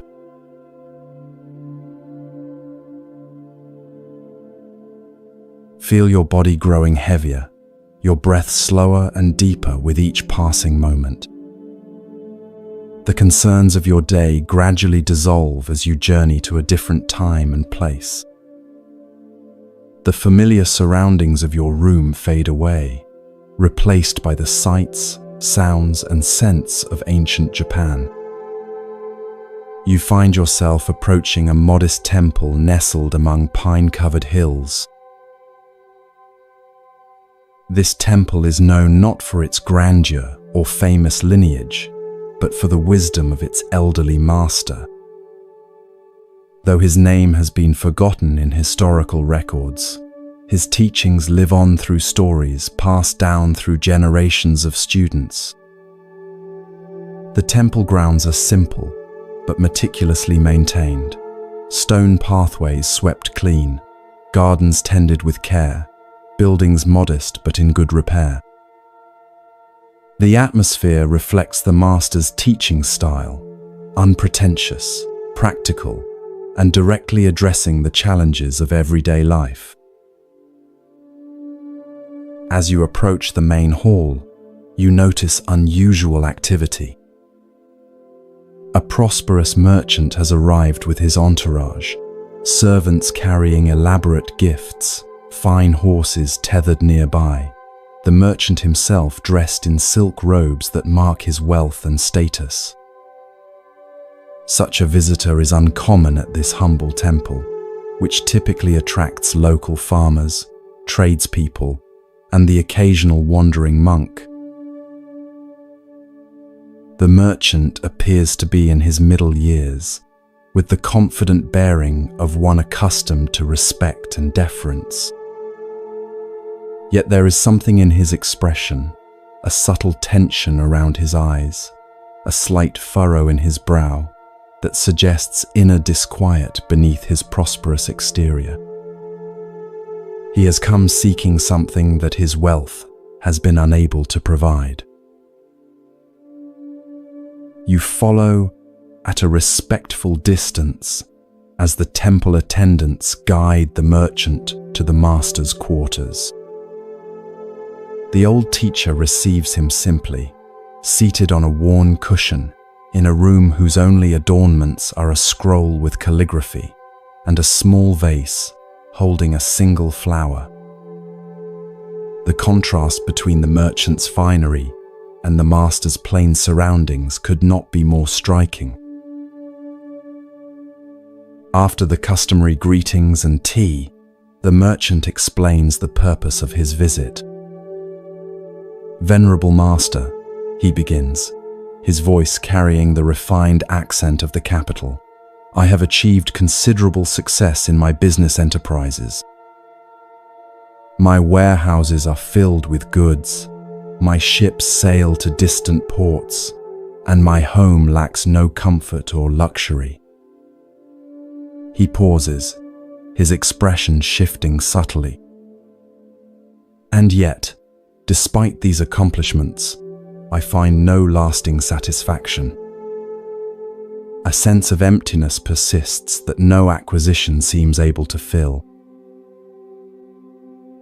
The master listens attentively, his weathered face revealing neither judgment nor surprise. When the merchant finishes, the old teacher asks simply, "What do you seek?" The merchant considers this question carefully. "I believe I seek peace of mind," he finally responds. "And perhaps a way to use my resources that brings genuine fulfillment rather than merely adding to my possessions." The master nods, then poses another question. "In your business dealings, what principle guides your determination of fair prices?" Caught off guard by this seemingly unrelated inquiry, the merchant nevertheless answers thoughtfully. "I consider the cost of materials the labor involved, the rarity of the item, and what the market will bear. For unique goods, I might increase the price considerably, while common items command only a modest profit. This is the standard practice among merchants. And in your charitable giving, the master continues, what principle determines the amount you contribute? The merchant shifts uncomfortably. I give, according to what seems appropriate for a man of my position. For public projects that bring recognition, I might give substantial amounts. For lesser causes, smaller donations suffice. The master's expression remains unchanged, but his next question penetrates deeper. And how do you determine the value of a human life? The merchant looks genuinely perplexed. I don't understand, master. How can one assign value to a life? Yet you do so regularly, the master responds quietly. When you decide how much profit to extract from those who labor for you, when you determine what portion of your wealth to share with those in need, when you pass a beggar on the street and decide whether to look away or offer assistance, in all these moments you are assigning value to human lives, including your own. A long silence follows as the merchant absorbs this perspective. Finally, he asks, how then should I determine the proportion of my wealth to share with others? Instead of answering directly, the master stands and gestures for the merchant to follow him outside. They walk to a small pond near the temple, where lilies float on the surface and koi fish swim lazily below. The master picks up a smooth stone from the path and hands it to the merchant. Drop this into the pond, he instructs. The merchant does so, and they both watch as the stone breaks the surface, creating concentric ripples that spread outward across the entire pond. The exact proportion, says the master, pointing to the ripples, is this: to the extent that your actions honor the interconnectedness of all life, you will find the peace you seek. When you truly understand that your well-being and the well-being of others cannot be separated, just as these ripples cannot be contained to one part of the pond, authentic generosity naturally emerges. It is no longer a calculation of how much to give away, but a recognition that genuine wealth lies in creating ripples of benefit that extend beyond yourself. The merchant stands quietly by the pond, watching as the ripples gradually subside and the water returns to stillness, reflecting the sky above. Something shifts in his expression, a softening around the eyes, a release of the subtle tension he carried. Without speaking, he and the master return to the temple. Before departing, the merchant arranges to leave a generous donation for the temple. But more significantly, he speaks with the master about establishing a new approach to his business, one that will ensure fair compensation for workers, reasonable prices for customers, and systematic support for those in need throughout the regions where he conducts trade. These are not haphazard charitable gestures, but a fundamental restructuring based on the principle of interconnection that the master revealed through the ripples in the pond. Years later, the merchant's business enterprises become known not just for their commercial success, but for their positive impact on entire communities. The exact proportion that the master revealed has transformed not only the merchant's approach to wealth, but his experience of life itself. The emptiness that drove him to seek the master's guidance has been replaced by a sense of purpose and connection that no amount of mere acquisition could have provided. This story illuminates profound truths about our relationship with resources, generosity, and the nature of true fulfillment. At its heart is the recognition that we exist in a web of interconnection where artificial boundaries between self and other obscure a deeper reality. The master's demonstration with the stone and pond offers a vivid metaphor for this truth. Just as ripples cannot be contained to one section of water, but naturally extend across the entire surface, our actions inevitably affect the larger whole of which we are part. The merchant's initial approach to charity, calculating appropriate amounts based on status, recognition, or social expectations, reflects how many of us think about giving. We ask, how much should I give? What's the right percentage? What's required or expected? These questions assume a fundamental separation between giver and recipient, between my resources and others' needs. They frame generosity as a transaction rather than a recognition of interconnection. The exact proportion revealed by the master transcends these calculations. It's not a formula or percentage, but a principle. Authentic generosity flows naturally from the recognition that our well-being is inseparable from the well-being of others. When we truly understand this, giving becomes less about charity in the conventional sense, and more about honoring the reality of our interdependence. We recognize that creating conditions where others can thrive ultimately enriches our own experience as well. This principle applies not just to financial resources, but to all forms of giving, our time, attention, skills, and presence. When we offer these gifts from a recognition of our interconnection rather than from obligation or expectation of return, they carry a different quality. There's a naturalness and joy in such giving that is absent when we're merely fulfilling social obligations or attempting to accumulate spiritual merit. The merchant's transformation illustrates another key insight, that the emptiness he experienced amid material abundance couldn't be filled by acquiring more, but only by recognizing his place within a larger whole.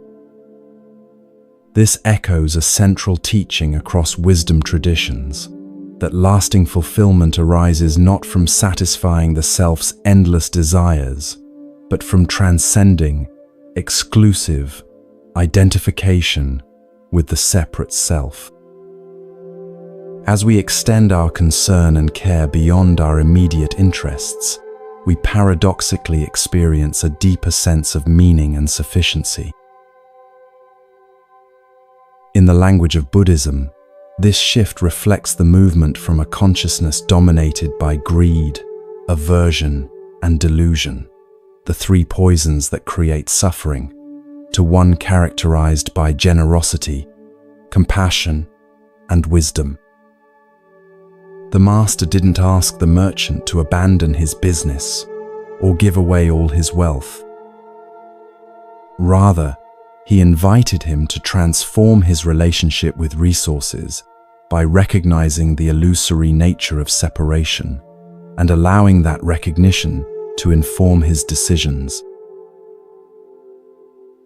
As you drift towards sleep, consider the ripples that your own life creates in the pond of interconnection. Where might you be calculating giving based on external measures rather than recognizing fundamental interconnectedness? How might your approach to resources, whether material wealth, time, attention, or care, shift if viewed through the lens of interdependence rather than separation?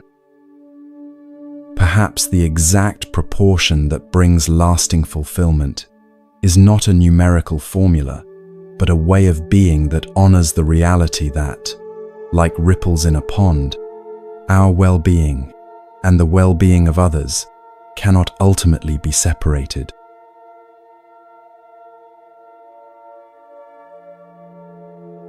Feel yourself drifting deeper into relaxation, your body becoming comfortably heavy as your mind grows lighter.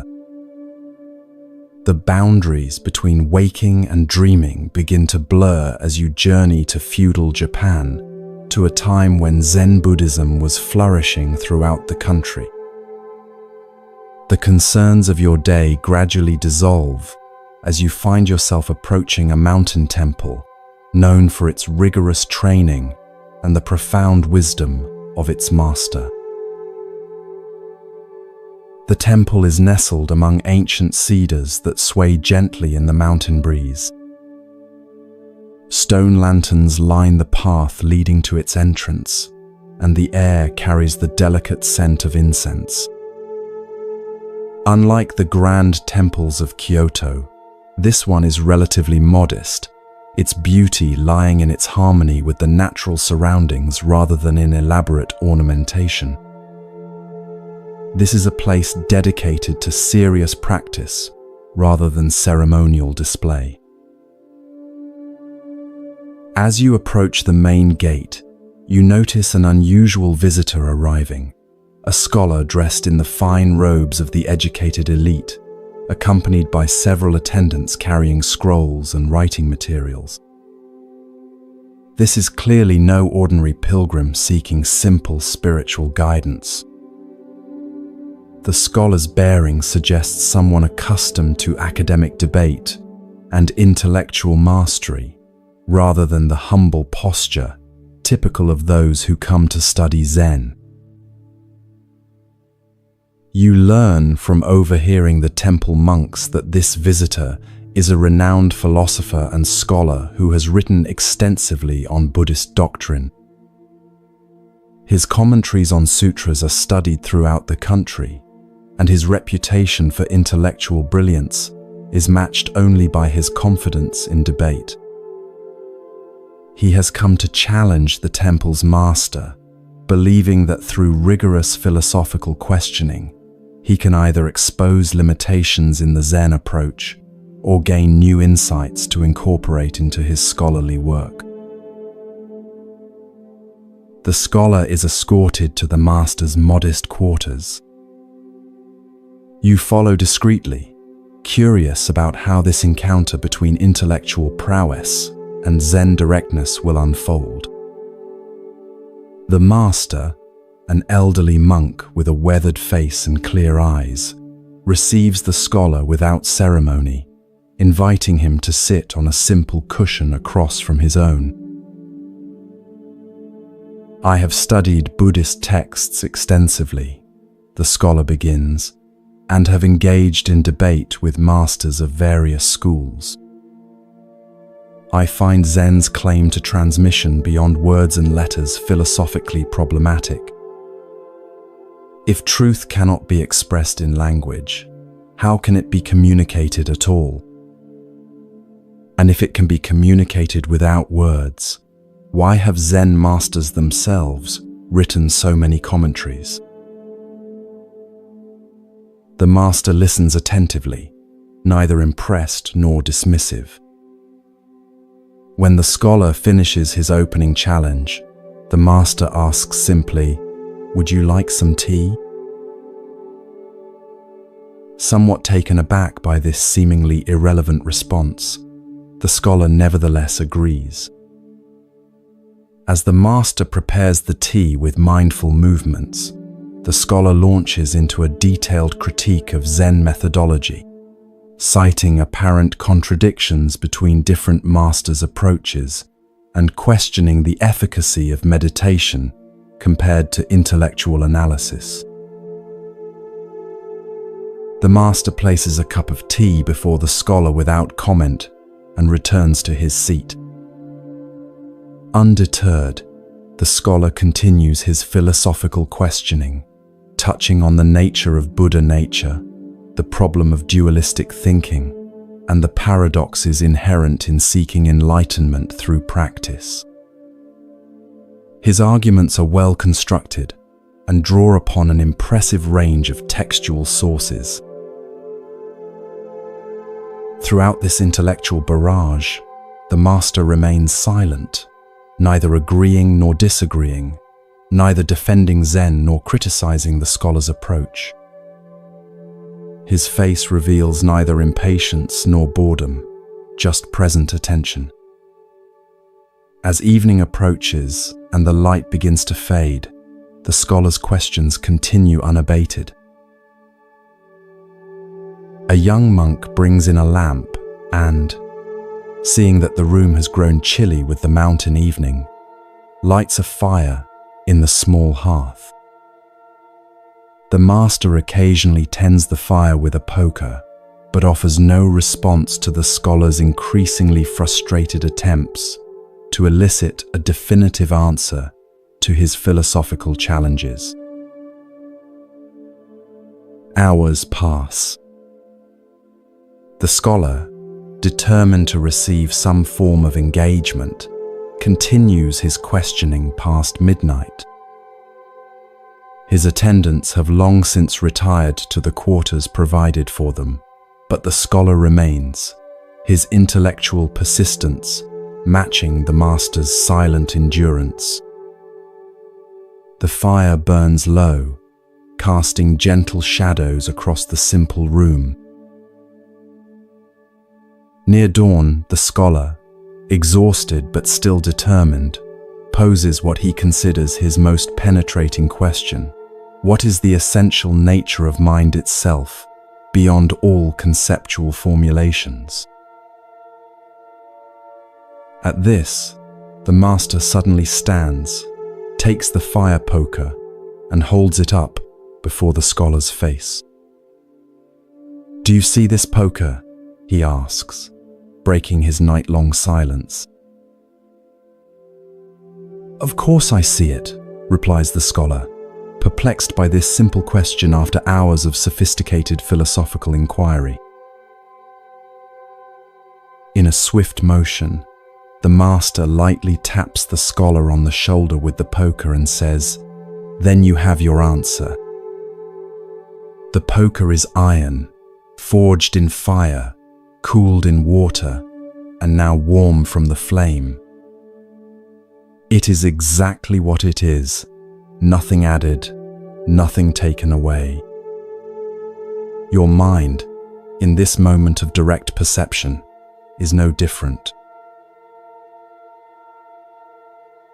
The scholar stares at the poker, then at the master.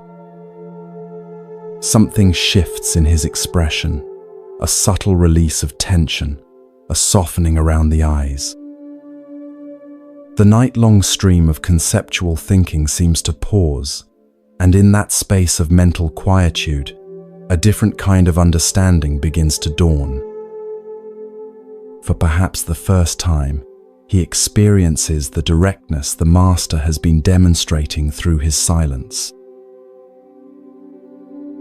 "I have been circling around what is directly before me," the scholar says quietly.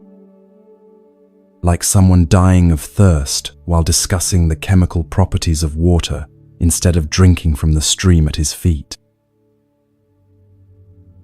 The master nods, a gentle smile crossing his face. "Your intellectual understanding is impressive," he acknowledges. But Zen points to what is prior to understanding, the direct experience that no concept can contain. The fire poker is not a metaphor or a philosophical position. It is just this poker, and your direct perception of it is just this mind. As the first light of dawn filters through the paper windows, the scholar bows deeply to the master. His demeanor has changed, less certain perhaps, but somehow more present. He remains at the temple for several weeks, setting aside his scrolls and philosophical treatises to engage in meditation and simple work alongside the other monks. When he eventually returns to his academic life, his writings reflect a new dimension, still intellectually rigorous, but now informed by an appreciation for the direct experience that lies beyond conceptual understanding. This story illuminates a fundamental aspect of Zen practice, the limitation of intellectual understanding and the power of direct experience. The scholar approaches Zen as he would any other philosophical system, assuming that its truths can be grasped through analysis, comparison, and logical deduction. His questions, while sophisticated, all operate within the realm of conceptual thinking, the realm of maps rather than territory. The master's prolonged silence is not merely a teaching technique or a refusal to engage. It is itself a demonstration of what Zen points toward, the direct presence that precedes and transcends conceptual elaboration. By neither defending Zen philosophically nor dismissing the scholar's questions, the master creates a space where something beyond intellectual exchange can potentially emerge. The fire poker becomes the perfect instrument for this teaching, an ordinary object with no special spiritual significance, yet in that moment of direct perception, revealing the nature of mind itself. When the master asks, "Do you see this poker?" he is pointing to the immediacy of perception that occurs before thought categorizes, analyzes, or evaluates. This direct seeing is what Zen means by original mind or Buddha nature, not some mystical state or philosophical concept, but the simple, ordinary awareness that is always present, yet often overlooked as we become entangled in our thoughts about reality rather than reality itself. Notice the critical role of persistence in this story. Had the scholar given up after a few hours of the master's silence, the breakthrough might never have occurred. It was precisely his exhaustion, the wearing down of his habitual intellectual approach, that created the conditions for a different kind of understanding to emerge. Sometimes, our most cherished mental habits must be exhausted before we can experience the simplicity that lies beyond them. This parallels the experience of many who practice meditation. Often, we begin with concepts about what meditation should accomplish or what enlightenment might feel like. We analyze our experiences, evaluate our progress, and compare our practice to our expectations. Only when this conceptual approach is thoroughly exhausted, often after many hours on the cushion, does the mind naturally settle into direct presence, neither grasping at experiences nor rejecting them, simply being with what is. The scholar's realization that he has been circling around what is directly before me reflects a universal human tendency. We often become so engrossed in our thoughts about reality that we miss the direct experience of it. We analyze relationships instead of being fully present with others, theorize about happiness rather than noticing moments of contentment when they arise. Accumulate spiritual concepts, instead of living from the awareness that all such concepts attempt to describe. The master's acknowledgement of the scholar's intellectual abilities is significant. Zen doesn't reject intellectual understanding, it simply recognizes its limitations. Concepts and analyses have their place. They help us organize experience, communicate with others, and solve practical problems. But they are tools rather than the truth itself, maps rather than the territory they represent. When we mistake the map for the territory, when we confuse our concepts about reality with reality itself, we remain trapped in what Zen calls the ghost cave of conceptual thinking. As you drift toward sleep, consider where in your own life you might be circling around what is directly before you. Perhaps you've read many books about mindfulness without experiencing the simple presence of this moment. Maybe you've analyzed a relationship extensively without being fully present with the actual person.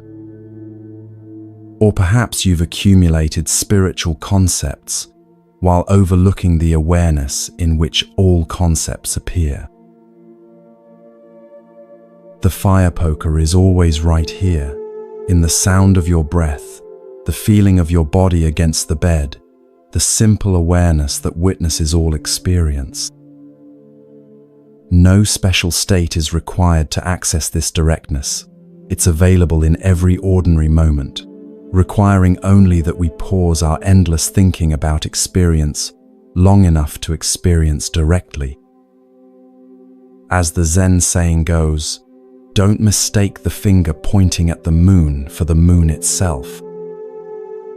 All spiritual teachings, including this story, are merely fingers pointing toward the direct experience that is always available, always present, waiting to be recognized beneath the stream of our thoughts about it.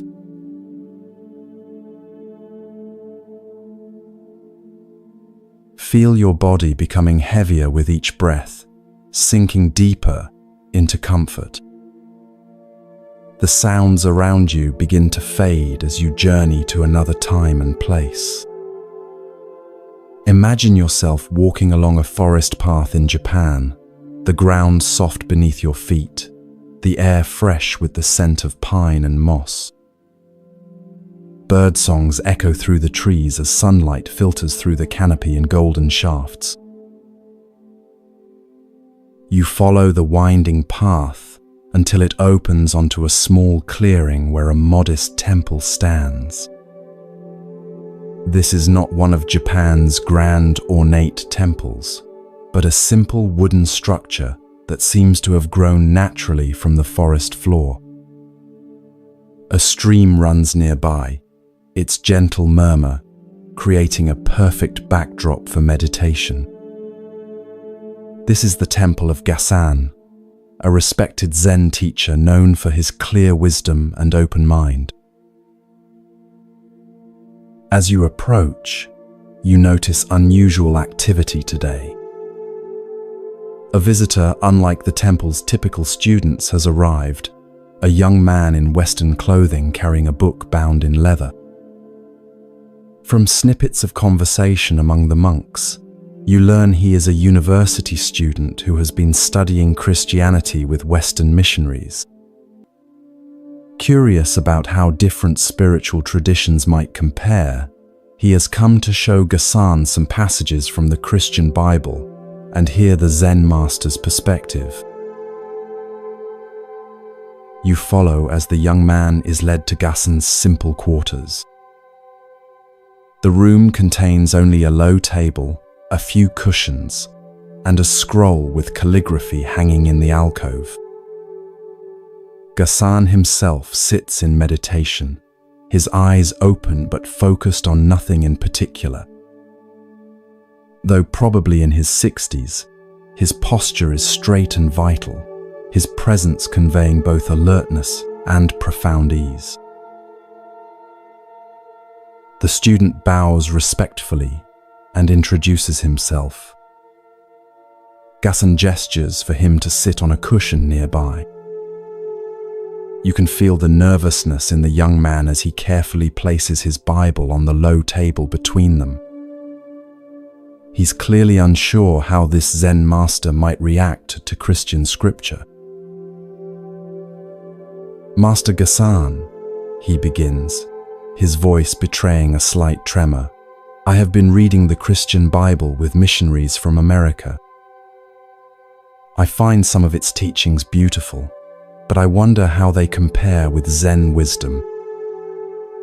Would you be willing to hear some passages and share your thoughts?" Gassan's face remains serene, neither eager nor reluctant. He nods simply, and you can see some of the tension leave the student's shoulders. The young man carefully opens his Bible, the pages making a soft crackling sound in the quiet room. He turns to a marked section and begins to read, "And why take ye thought for raiment? Consider the lilies of the field, how they grow. They toil not, neither do they spin. And yet I say unto you, that even Solomon in all his glory was not arrayed like one of these." The student pauses, watching Gassan's face for a reaction. The master's eyes have softened, and a subtle smile plays at the corners of his mouth. "Whoever uttered those words," Gassan says quietly, "I consider an enlightened man." Surprise and delight flash across the student's face. He hadn't expected such immediate appreciation from a Buddhist master for Christian scripture. Encouraged, he turns to another passage and continues reading.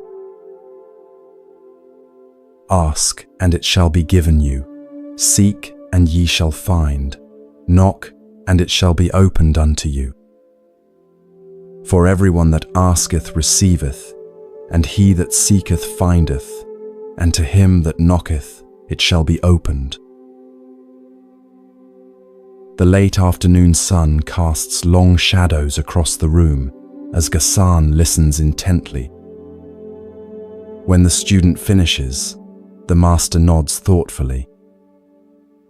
You can feel the student holding his breath, waiting for the response. "That is excellent," Gassan says, his voice warm with genuine appreciation. "Whoever said that is not far from Buddhahood."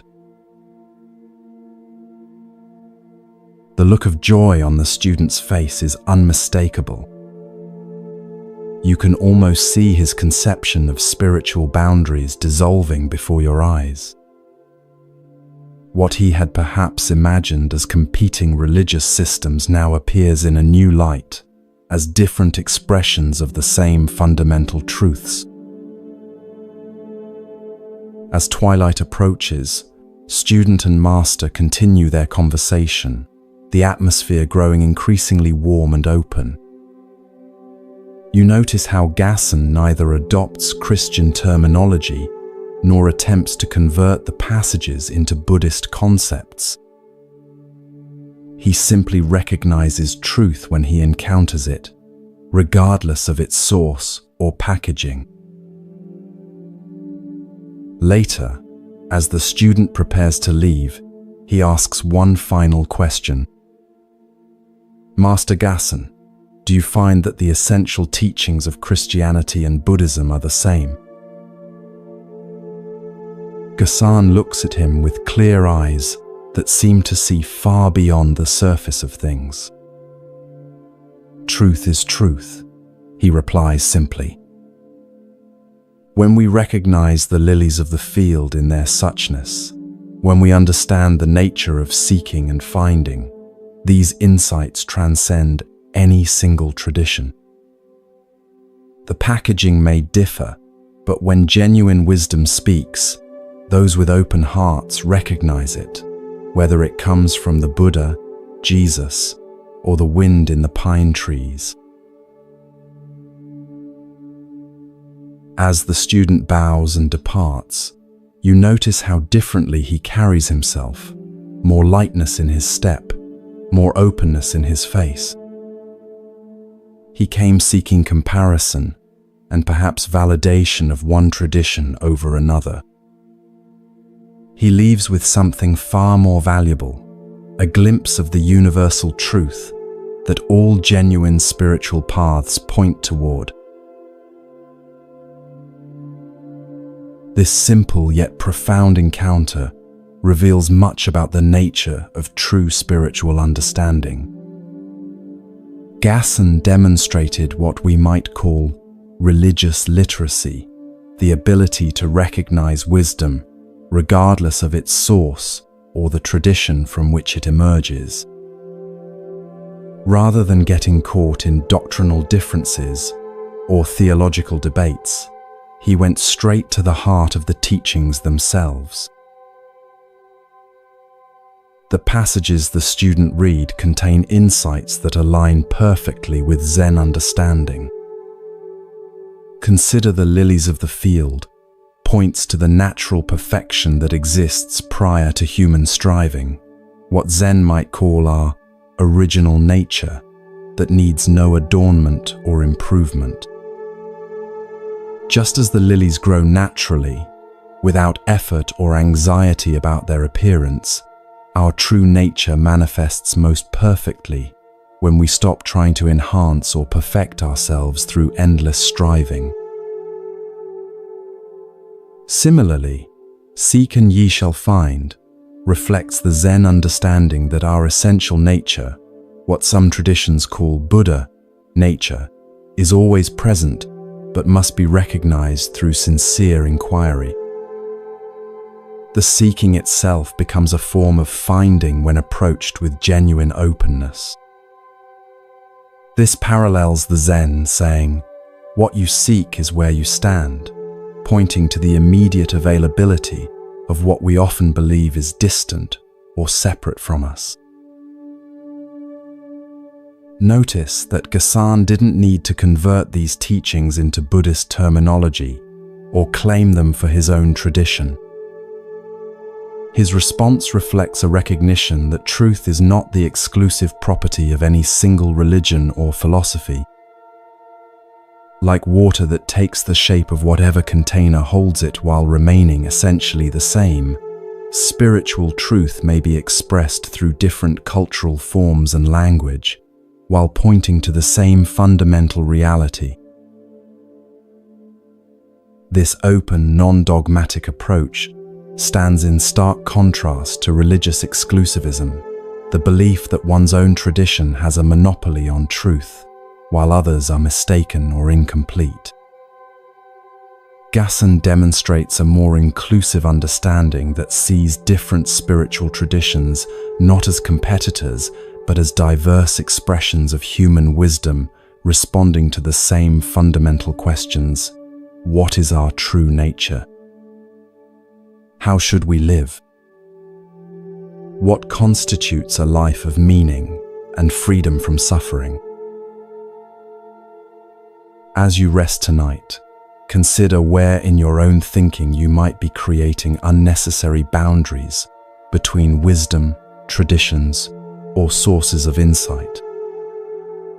Perhaps you've dismissed certain teachings because they come from a tradition different from your own. Maybe you've been caught in comparing spiritual paths rather than recognizing the universal truths they all point toward in their own ways. Gasson's approach invites us to become wisdom collectors rather than belief defenders, to recognize truth wherever we encounter it, whether in ancient texts, modern science, artistic expression, or our own direct experience.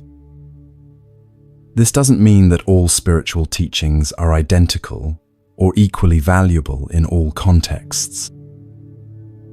but it suggests that genuine wisdom has a universal quality that resonates beyond the boundaries of any single tradition.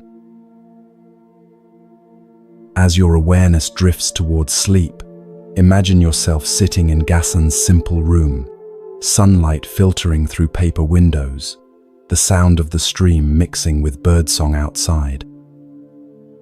Feel the openness that comes when we stop deciding in advance where truth can and cannot be found. Like Gassan, we might discover that wisdom speaks in many languages, and that an open heart recognizes its voice, regardless of the words it uses. This recognition doesn't diminish our own tradition, but enriches it, connecting us to the larger human quest for understanding that transcends all boundaries of time, culture, and belief.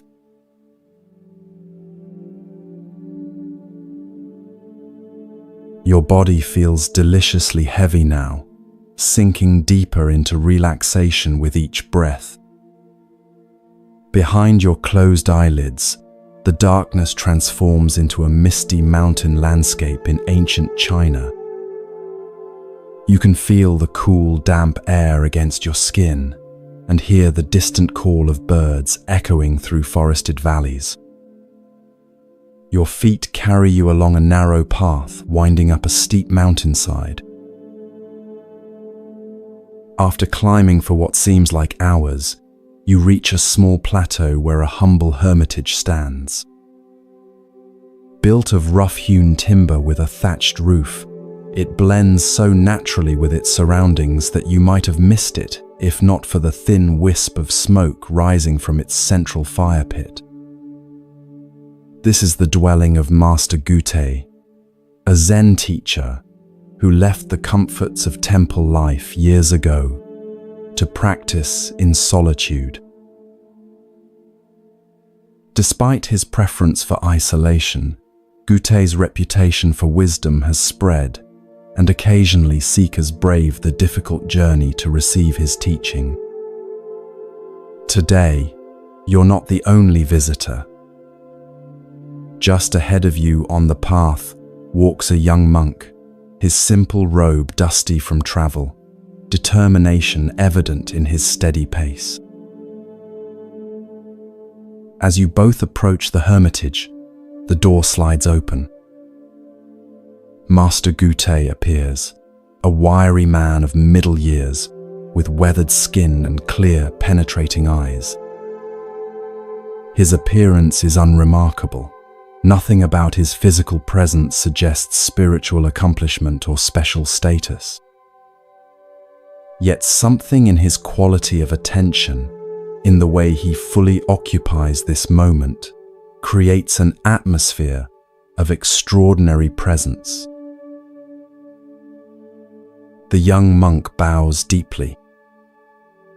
"Master Gute," he says, his voice reflecting both respect and eagerness, "I have traveled far to ask you about the essential nature of Zen. What is the fundamental teaching? What is the truth that the Buddha realized under the Bodhi tree?" You watch carefully, expecting Gute to respond with a profound statement, perhaps a quote from the sutras or a paradoxical Zen saying. Instead, something unexpected happens. Gute slowly raises his right hand, extends his index finger, and points upward, saying nothing at all. His face remains impassive, yet somehow radiates complete conviction. The young monk appears confused. He waits for further explanation, but none comes. Gute simply stands there, finger raised, in eloquent silence. After several moments, the monk bows again and backs away, clearly unsure what to make of this strange response. You follow the young monk as he makes his way to a small meditation hut nearby, provided for visitors who wish to stay and practice. For several days, he sits in meditation, occasionally walking in the surrounding forest. You can almost see the wheels turning in his mind as he attempts to decipher the meaning of Gutei's finger. Is it pointing to the sky? To the oneness of all things? Is it a symbol to be understood, or is the gesture itself the teaching? The monk approaches Gutei several more times, asking follow-up questions, seeking clarification. Each time, regardless of what is asked, Gutei responds only by raising his index finger. Nothing more. You notice how the raised finger itself begins to take on a mysterious power, not as a conceptual explanation, but as a direct expression of something beyond words. Weeks pass. The monk remains at the hermitage, helping with daily chores, carrying water from the stream, chopping firewood, preparing simple meals. Throughout these activities, he continues to contemplate the meaning of the master's finger. You observe how, despite his confusion, something is shifting in his demeanor, a subtle loosening of his intellectual grasping, a growing receptivity to direct experience rather than explanation. One morning, the monk encounters a wild-eyed boy of about 10 years old, who occasionally brings supplies to the hermitage from the nearest village. The boy has heard about the famous one-finger Zen of Master Gutei and with childish mischief raises his own finger when he sees the monk approaching. "That's Master Gutei's teaching," the boy says with a giggle, his finger pointing skyward in imitation of the master. You feel a surge of protective concern as you watch this scene unfold. The monk has been sincerely struggling with this profound teaching, and now this child seems to be making light of it. How will he respond to such apparent disrespect? To your surprise, the monk does something unexpected. He reaches out suddenly, grabs the boy's extended finger, and pulls it sharply. The boy cries out in pain, tears immediately springing to his eyes. As the boy stands there nursing his hurt finger, shock evident on his face, the monk leans in close and raises his own finger exactly as Gutei does. The boy stares at the monk's finger, then at his face, and something extraordinary happens. His expression transforms from pain to sudden understanding. Without a word being exchanged, something has been transmitted between them. The boy bows awkwardly, then scampers away down the mountain path, forever changed by the encounter. That evening, as twilight casts long shadows across the plateau, you see the monk approach Gutei's hermitage one final time. His demeanor is different now, more settled, more present. When Gutei slides open the door, the monk bows and then, with perfect timing, raises his own index finger in silent response. Gutei studies him carefully, looking deep into his eyes as if searching for something beyond the mere imitation of the gesture. Whatever he sees there must satisfy him, for his weathered face breaks into a rare smile. Master and student stand facing each other, each with one finger raised, a perfect mirror image. No words are exchanged, yet volumes are communicated in that silent moment. The next day, the monk prepares to depart. As he shoulders his small travel pack, Gute appears to see him off. With a twinkle in his eye, the master raises his finger one last time. The monk bows deeply, turns, and begins his descent down the mountain path. You notice he doesn't look back, yet somehow carries Gute's presence with him, not as a memory or concept, but as a living reality that has become part of his own being. Years later, the monk himself becomes a respected teacher. When students come asking about the essential nature of Zen, he simply raises his index finger, carrying forward Gute's direct transmission. The teaching continues, not as a philosophy to be understood or a belief to be accepted, but as a living gesture pointing directly to what cannot be captured in words. This story illuminates the heart of Zen's approach to spiritual transmission, the direct pointing to truth beyond conceptual understanding. Gute's raised finger is not a symbol to be decoded or a metaphor to be interpreted. It is itself the direct expression of what Zen calls suchness, the immediate, unfiltered reality prior to our mental categories and explanations. Notice how the young monk initially approached Gute with questions that assumed truth could be packaged in concepts. What is the fundamental teaching? What is the truth that the Buddha realized? These questions reflect our common assumption that spiritual understanding is primarily about acquiring the right ideas or beliefs. Gute's finger cuts through this assumption, offering not an explanation, but a direct pointing to reality itself. The monk's journey from confusion to understanding parallels the path many of us walk in spiritual practice.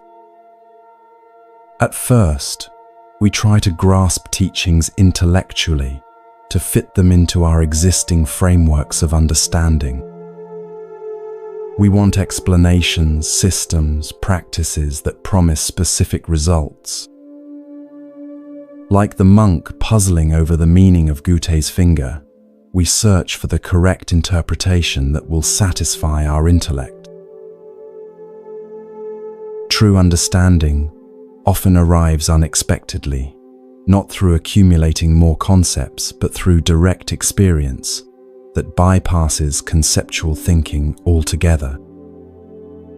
For the monk, this breakthrough came through his interaction with the boy, an encounter that moved him from intellectual contemplation to spontaneous, embodied action.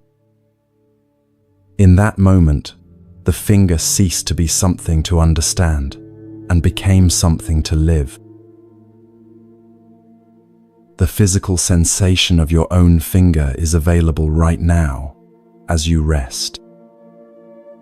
Can you feel the pulse of blood moving through it? The subtle warmth? The way it connects to your hand, your arm, your entire body? This direct, non-conceptual awareness is what Gute was pointing to, not with explanations, but with the finger itself. In Zen, this direct transmission from teacher to student, outside the sutras, beyond words and letters, is considered the essence of the tradition. The story of Gute's finger exemplifies what Zen calls mind-to-mind transmission, not the passing of concepts from one intellect to another, but the direct recognition of our shared Buddha, nature, the awareness that precedes all thinking. This approach can seem frustratingly opaque to modern seekers accustomed to detailed explanations and step-by-step instructions. Yet it addresses a profound truth about spiritual awakening, that our deepest nature cannot be reached through concepts alone, just as no description of water, however detailed, can quench your thirst. Only direct experience satisfies. As you drift towards sleep, imagine yourself on that misty mountain plateau with Gute. Feel the cool air on your skin, hear the distant call of birds. When he raises his finger, look not at what it might symbolize or represent, but at the direct reality of this moment, the sensations in your body, the rhythm of your breath, the spacious awareness in which all experience arises. Like the monk who eventually understood, you too might discover that the deepest truths are not grasped through thinking but realized through direct presence with what is, just as it is. Gute's finger continues to point the way, even now, even here.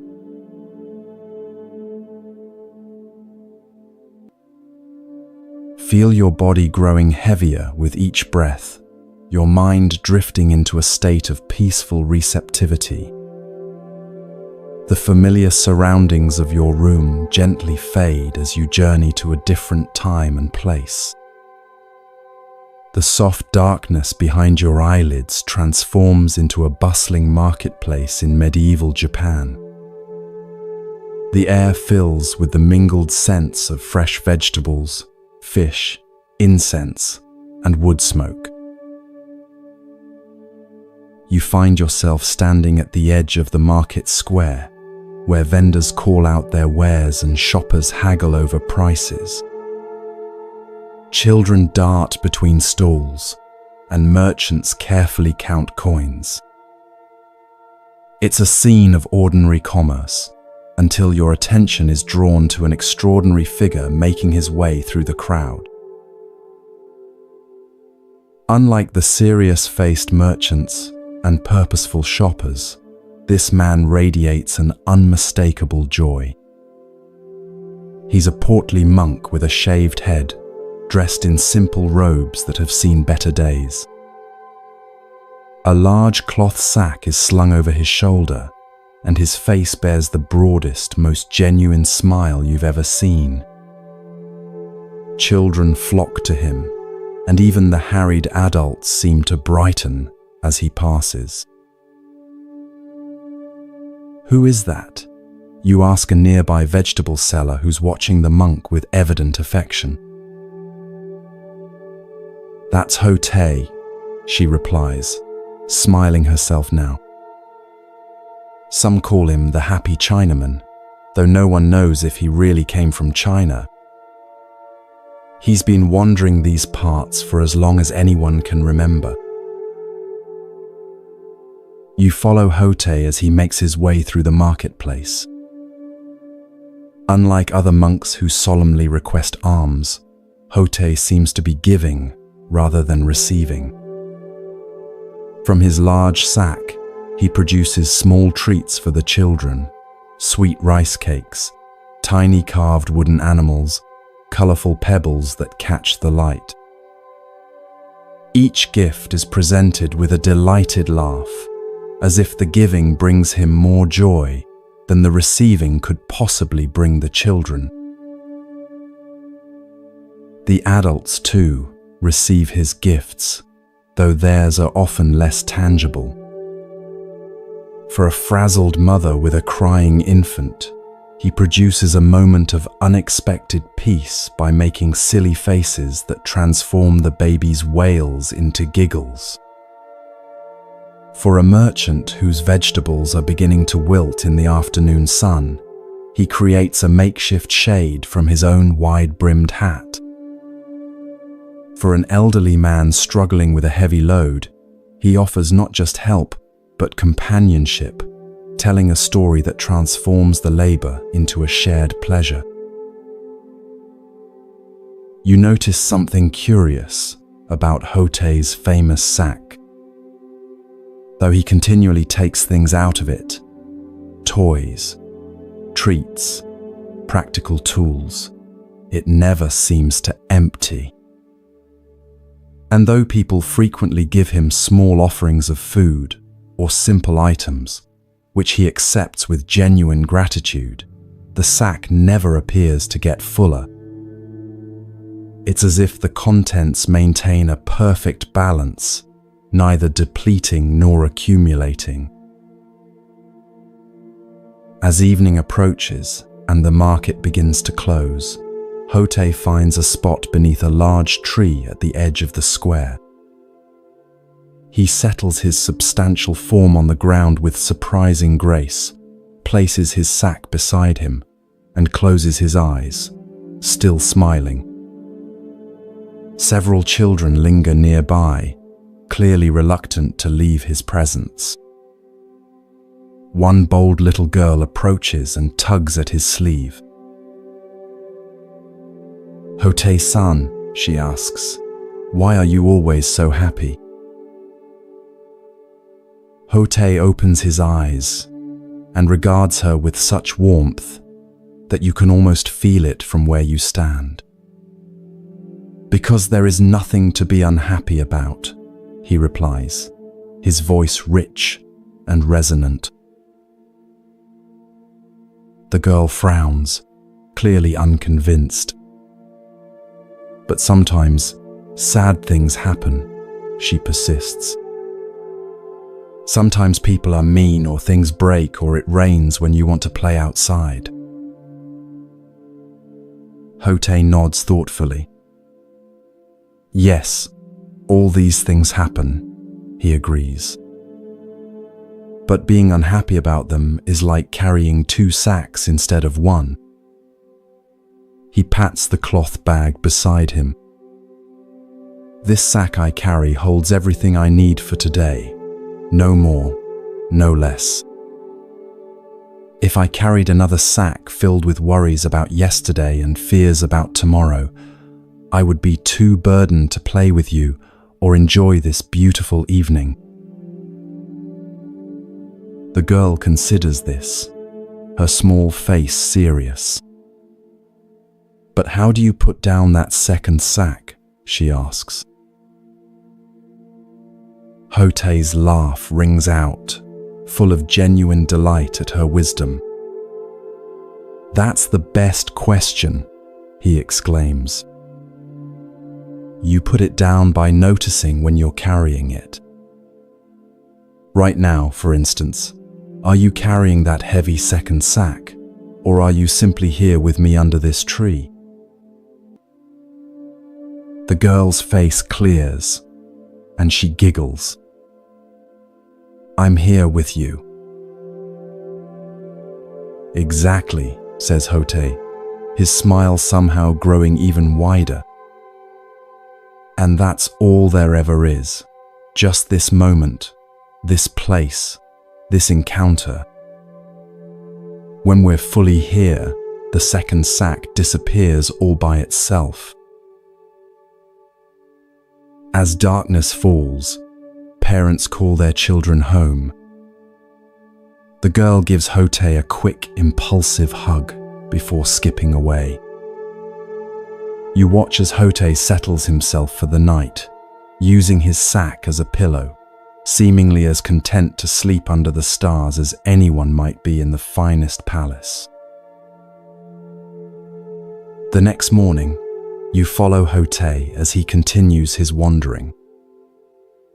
He has no particular destination, no schedule to keep, no goals to achieve. Yet his days are full of purpose, bringing joy to everyone he meets, easing suffering where he finds it, sharing the simple happiness that radiates from his being. One afternoon, you see a group of serious-looking Zen monks encounter Hote on the road. Their austere appearance and disciplined manner form a striking contrast to Hote's disheveled, joyful presence. One of the monks, seemingly bothered by Hote's unorthodox appearance and behavior, approaches him with a challenging question.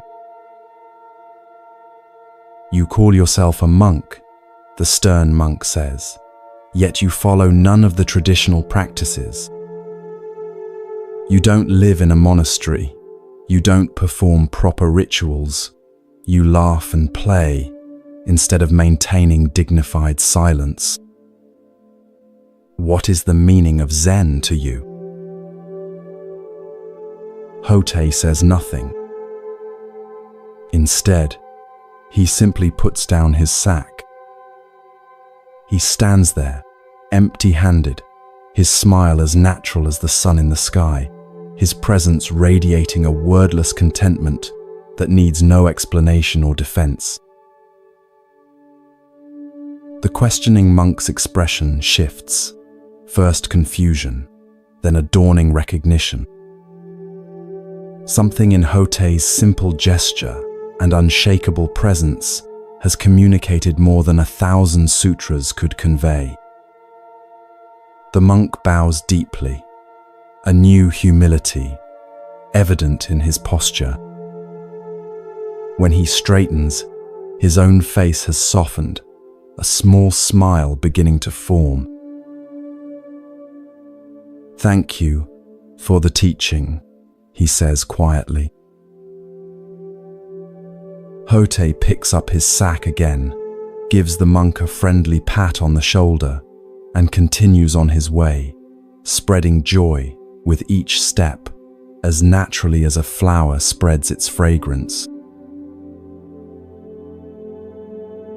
In later years, Hotei becomes so beloved that his image is often portrayed in paintings, sculptures, and household shrines. He is remembered not as a formal teacher expounding complex philosophy, but as a living embodiment of one of Zen's most profound truths, that enlightenment is not a distant goal achieved through arduous practice, but the natural state of a mind free from unnecessary burdens, fully present to the wonder of ordinary life. This delightful story of the happy Chinaman offers a refreshing perspective on spiritual practice, one that emphasizes joy, simplicity, and direct participation in life rather than solemn discipline or intellectual understanding. Hotei represents a tradition sometimes called crazy wisdom, teachers whose unconventional behavior and apparent disregard for formal rules actually embody the deepest spiritual truths. Notice how Hotei's teaching comes not through sermons or explanations, but through his very being.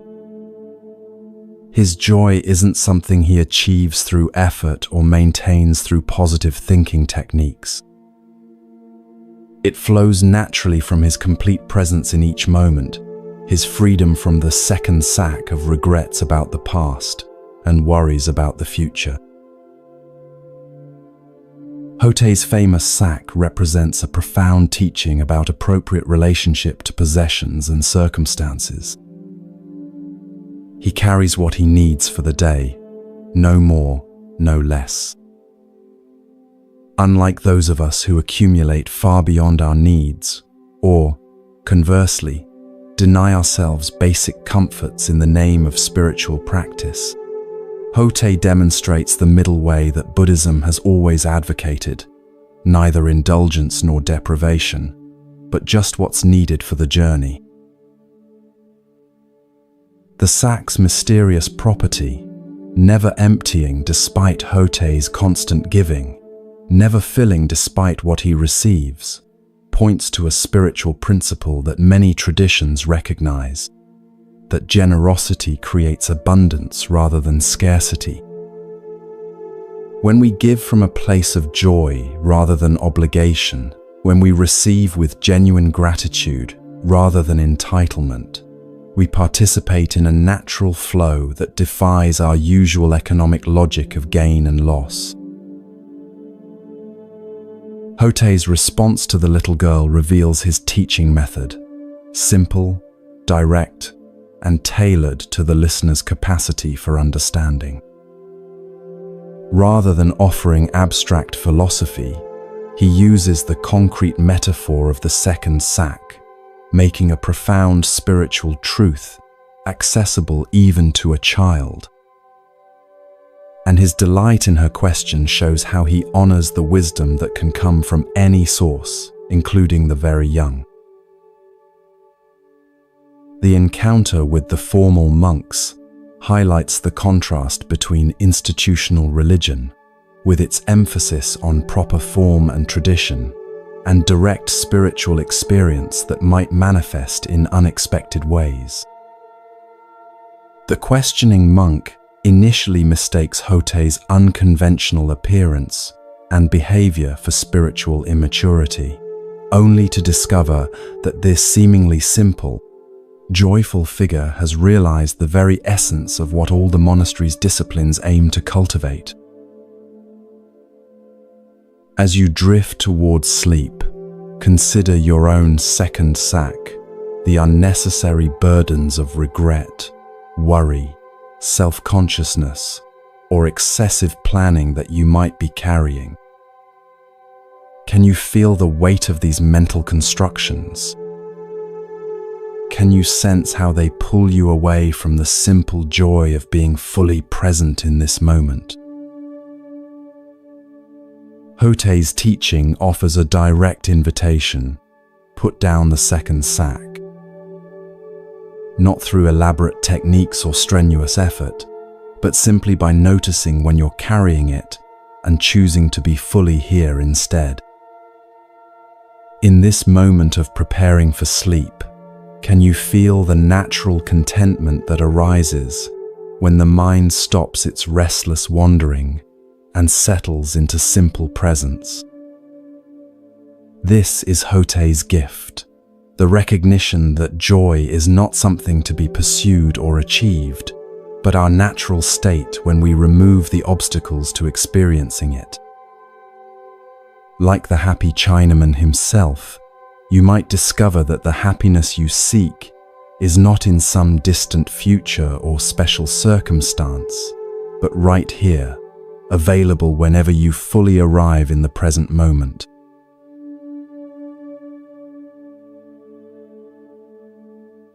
Feel your body melting into deep relaxation, each breath taking you further into tranquility. As the concerns of your day dissolve, allow your mind to journey to ancient Japan, to a time when Zen teachings were flourishing throughout the land. The familiar surroundings of your room transform into a serene mountain landscape, where a small Zen temple nestles among towering pines. Mist drifts through the valleys below as morning sunlight gilds the temple's curved roof. This is the temple where Master Shinkan teaches. Unlike many famous Zen masters whose challenging koans and strict training methods are widely known, Shinkan's approach is gentler, more direct. He's known for his ability to meet each student where they are, offering precisely the teaching they need in that moment. His reputation for clarity and compassion has spread throughout the region, drawing seekers from many walks of life. As you approach the temple gates, you notice two very different visitors arriving ahead of you. The first is a young monk, perhaps 20 years old, his shaved head and crisp robes, marking him as someone who has recently entered formal Zen training at another monastery.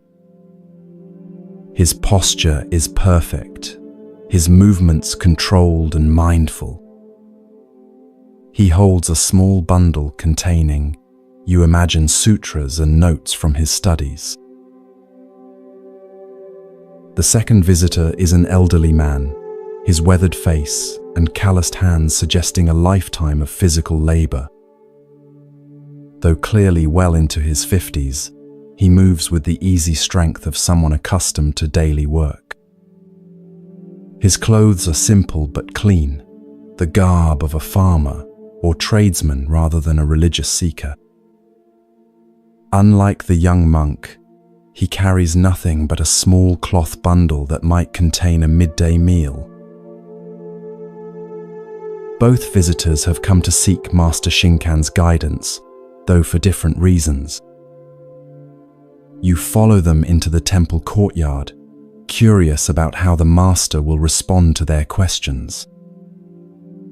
The young monk is received first, shown to the master's modest quarters by an attending student. Through open screens, you can see Shinkan seated on a simple cushion. Though probably in his 60s, he sits straight as a pine tree, his face reflecting both the strength forged through decades of practice and the gentleness that comes from deep understanding. The young monk bows formally before taking his place opposite the master. Venerable teacher, the young monk begins, his voice carrying the slight nervousness of one addressing a renowned master. I have studied the Tendai school of meditation for 6 years before beginning Zen practice. I have memorized many sutras and mastered several forms of meditation. But there is one teaching from the Tendai school that continues to perplex me. Shinkan nods encouragingly, his eyes attentive. The Tendai texts claim that even grass and trees will become enlightened. The monk continues. This seems very strange to me. How can non-sentient beings like plants achieve Buddha nature? They have no minds with which to practice meditation, no consciousness to realize enlightenment. Can you explain this teaching? You watch as a subtle smile crosses Shinkan's face, not mocking but gently amused, as if the young monk has inadvertently revealed something significant through his question. The master is silent for a moment, studying the earnest face before him. Of what use is it to discuss how grass and trees become enlightened? Shinkan asks, his voice gentle but direct. The question is how you yourself can become so. The young monk appears momentarily taken aback by this response, which neither confirms nor denies the Tendai teaching, but shifts the focus entirely. He opens his mouth as if to ask a follow-up question, then closes it again, seeming to sense that pressing for a more elaborate answer would miss the point of Shinkan's response. After a moment, he bows deeply and withdraws, his expression thoughtful rather than disappointed. Now the elderly visitor is shown in. His bow to the master is respectful, but less formal than the monk's, suggesting a different relationship to religious protocol. He settles himself on the cushion with the natural ease of someone comfortable in his body. Master Shinkan, he begins, his voice carrying the roughness of age but also a quality of directness. I am a simple man who has worked the land all my life.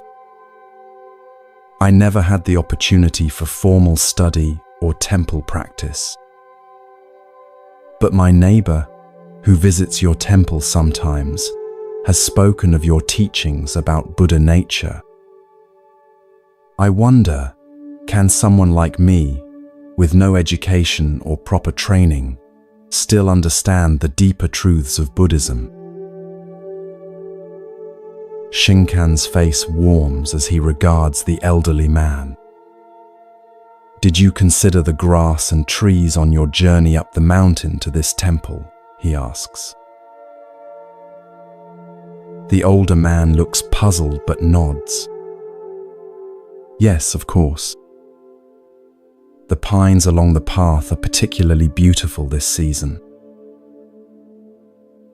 And did they bow to you as you passed? Did they demand to see your credentials or test your knowledge of the sutras before sharing their beauty with you? A slow smile spreads across the elderly man's face as he grasps the meaning behind Shinkan's questions. No, he replies. They simply were as they are. Just so, says Shinkan, nodding. Buddha, nature is like this, freely given to all beings without distinction, requiring no special qualification or achievement. The trees and grass never worry about becoming enlightened. They simply express their nature fully. Perhaps they have something to teach us about the direct path. The elderly man's eyes shine with understanding. What might have taken years of philosophical study to grasp intellectually, he has understood immediately through Shinkan's simple metaphor connected to his own experience. As the older man leaves, you notice the young monk waiting in the courtyard, still contemplating Shinkan's response to his question. Seeing the elderly visitor's peaceful expression, the monk approaches him. "Pardon me," the young monk says, "but I couldn't help noticing your meeting with Master Shinkan. May I ask what teaching he shared with you?" The elderly man smiles. "He helped me understand how grass and trees become enlightened," he replies simply, then continues on his way down the mountain path, leaving the young monk staring after him in astonishment. This elegant story illuminates several profound aspects of Zen wisdom and teaching. At its heart is the contrast between intellectual understanding and direct realization, a distinction that lies at the core of Zen practice. The young monk, with his years of formal study and memorization of sutras, approaches spiritual practice primarily through concepts and theories. His question about grass and trees becoming enlightened reflects this conceptual orientation. He's trying to fit a puzzling teaching into his intellectual framework. Shinkan's response, "Of what use is it to discuss how grass and trees become enlightened? The question is how you yourself can become so," gently redirects the monk from abstract speculation to the essential matter of personal awakening. This redirection is not a dismissal of the monk's question, but an invitation to move from third-person theorizing to first-person investigation. True Zen understanding doesn't come from accumulating concepts about enlightenment, but from directly realizing one's own Buddha nature. Notice how differently Shinkan approaches the elderly visitor, whose question comes not from academic interest, but from genuine concern about his own spiritual possibility. Rather than offering a philosophical explanation, Shinkan uses the immediate experience of trees and grass to point toward the universality and inherent nature of Buddha nature.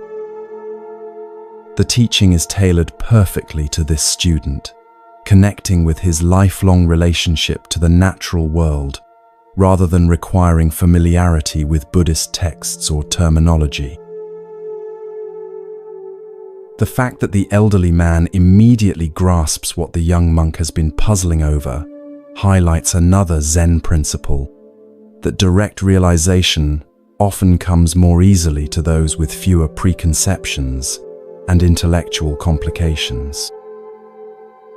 The elderly man's lifetime of practical work and observation of nature has prepared him for direct seeing in a way that the monk's accumulation of concepts actually hinders.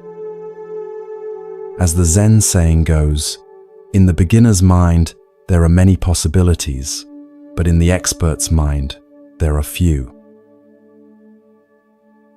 The title question itself, How Grass and Trees Become Enlightened, contains a misconception that Shinkan skillfully addresses without directly refuting. The question assumes that enlightenment is something to be achieved, a state to be entered through effort or practice. But from the Zen perspective, Buddha nature is not something acquired but recognized. It is the inherent nature of all beings, including plants. Grass and trees don't become enlightened. They already express their Buddha nature perfectly through simply being what they are, without self-consciousness or striving. This points to a fundamental teaching about our own practice, that awakening is not primarily about adding something new, but about recognizing what has been present all along. Like grass growing naturally toward the sun, our Buddha nature expresses itself most perfectly when we stop trying to achieve special states and simply allow our natural awareness to manifest without interference from excessive thinking and doing. The young monk's reaction to the elderly man's parting comment suggests the beginning of his own shift from intellectual understanding toward direct realization. His astonishment indicates that something has broken through his conceptual framework, perhaps the recognition that what he's been seeking through study and analysis might be more directly available than he thought. As you drift towards sleep, consider where in your own life you might be approaching important matters primarily through concepts, rather than direct experience. Perhaps you've read extensively about meditation without establishing a regular practice. Maybe you understand the principle of mindfulness intellectually, but rarely bring full awareness to ordinary moments. Or perhaps, like the young monk, you've been seeking complex explanations for something that is already perfectly expressed in the simple presence of trees and grass, in the natural awareness that is reading these words right now. Shinkan's gentle wisdom reminds us that the deepest truths are often the simplest, and that sometimes the most direct path to understanding is to stop trying to understand and simply be as naturally and completely as grass and trees, which never worry about becoming enlightened, yet perfectly express their Buddha nature in every moment. As your awareness merges with sleep, allow yourself to rest in this natural presence that requires no achievement, no special state, no complex philosophy, just the simple recognition of what has been here all along.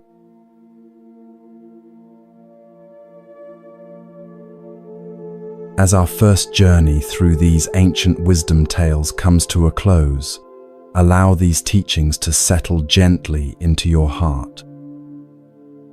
Like seeds planted in fertile soil, they'll continue to grow in your awareness long after these words fade. Remember Hakuin's profound equanimity, showing us how to meet life's challenges with the simple response, "Is that so?"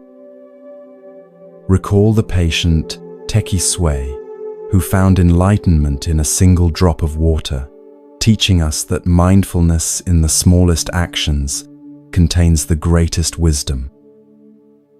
Carry with you Basui's letter to his dying disciple, reminding us that our essential nature is never born and never dies. These stories aren't mere entertainment, but invitations to a deeper way of being. As you drift towards sleep, allow their wisdom to work silently within you, transforming your understanding without effort. From all of us at Moonmind Temple, May you rest in profound peace, knowing that the wisdom you seek is never far away. It lives in your every breath, in your open heart, in the natural awareness that is your birthright. We'll continue our journey together in part 2, exploring more treasures from the Zen tradition.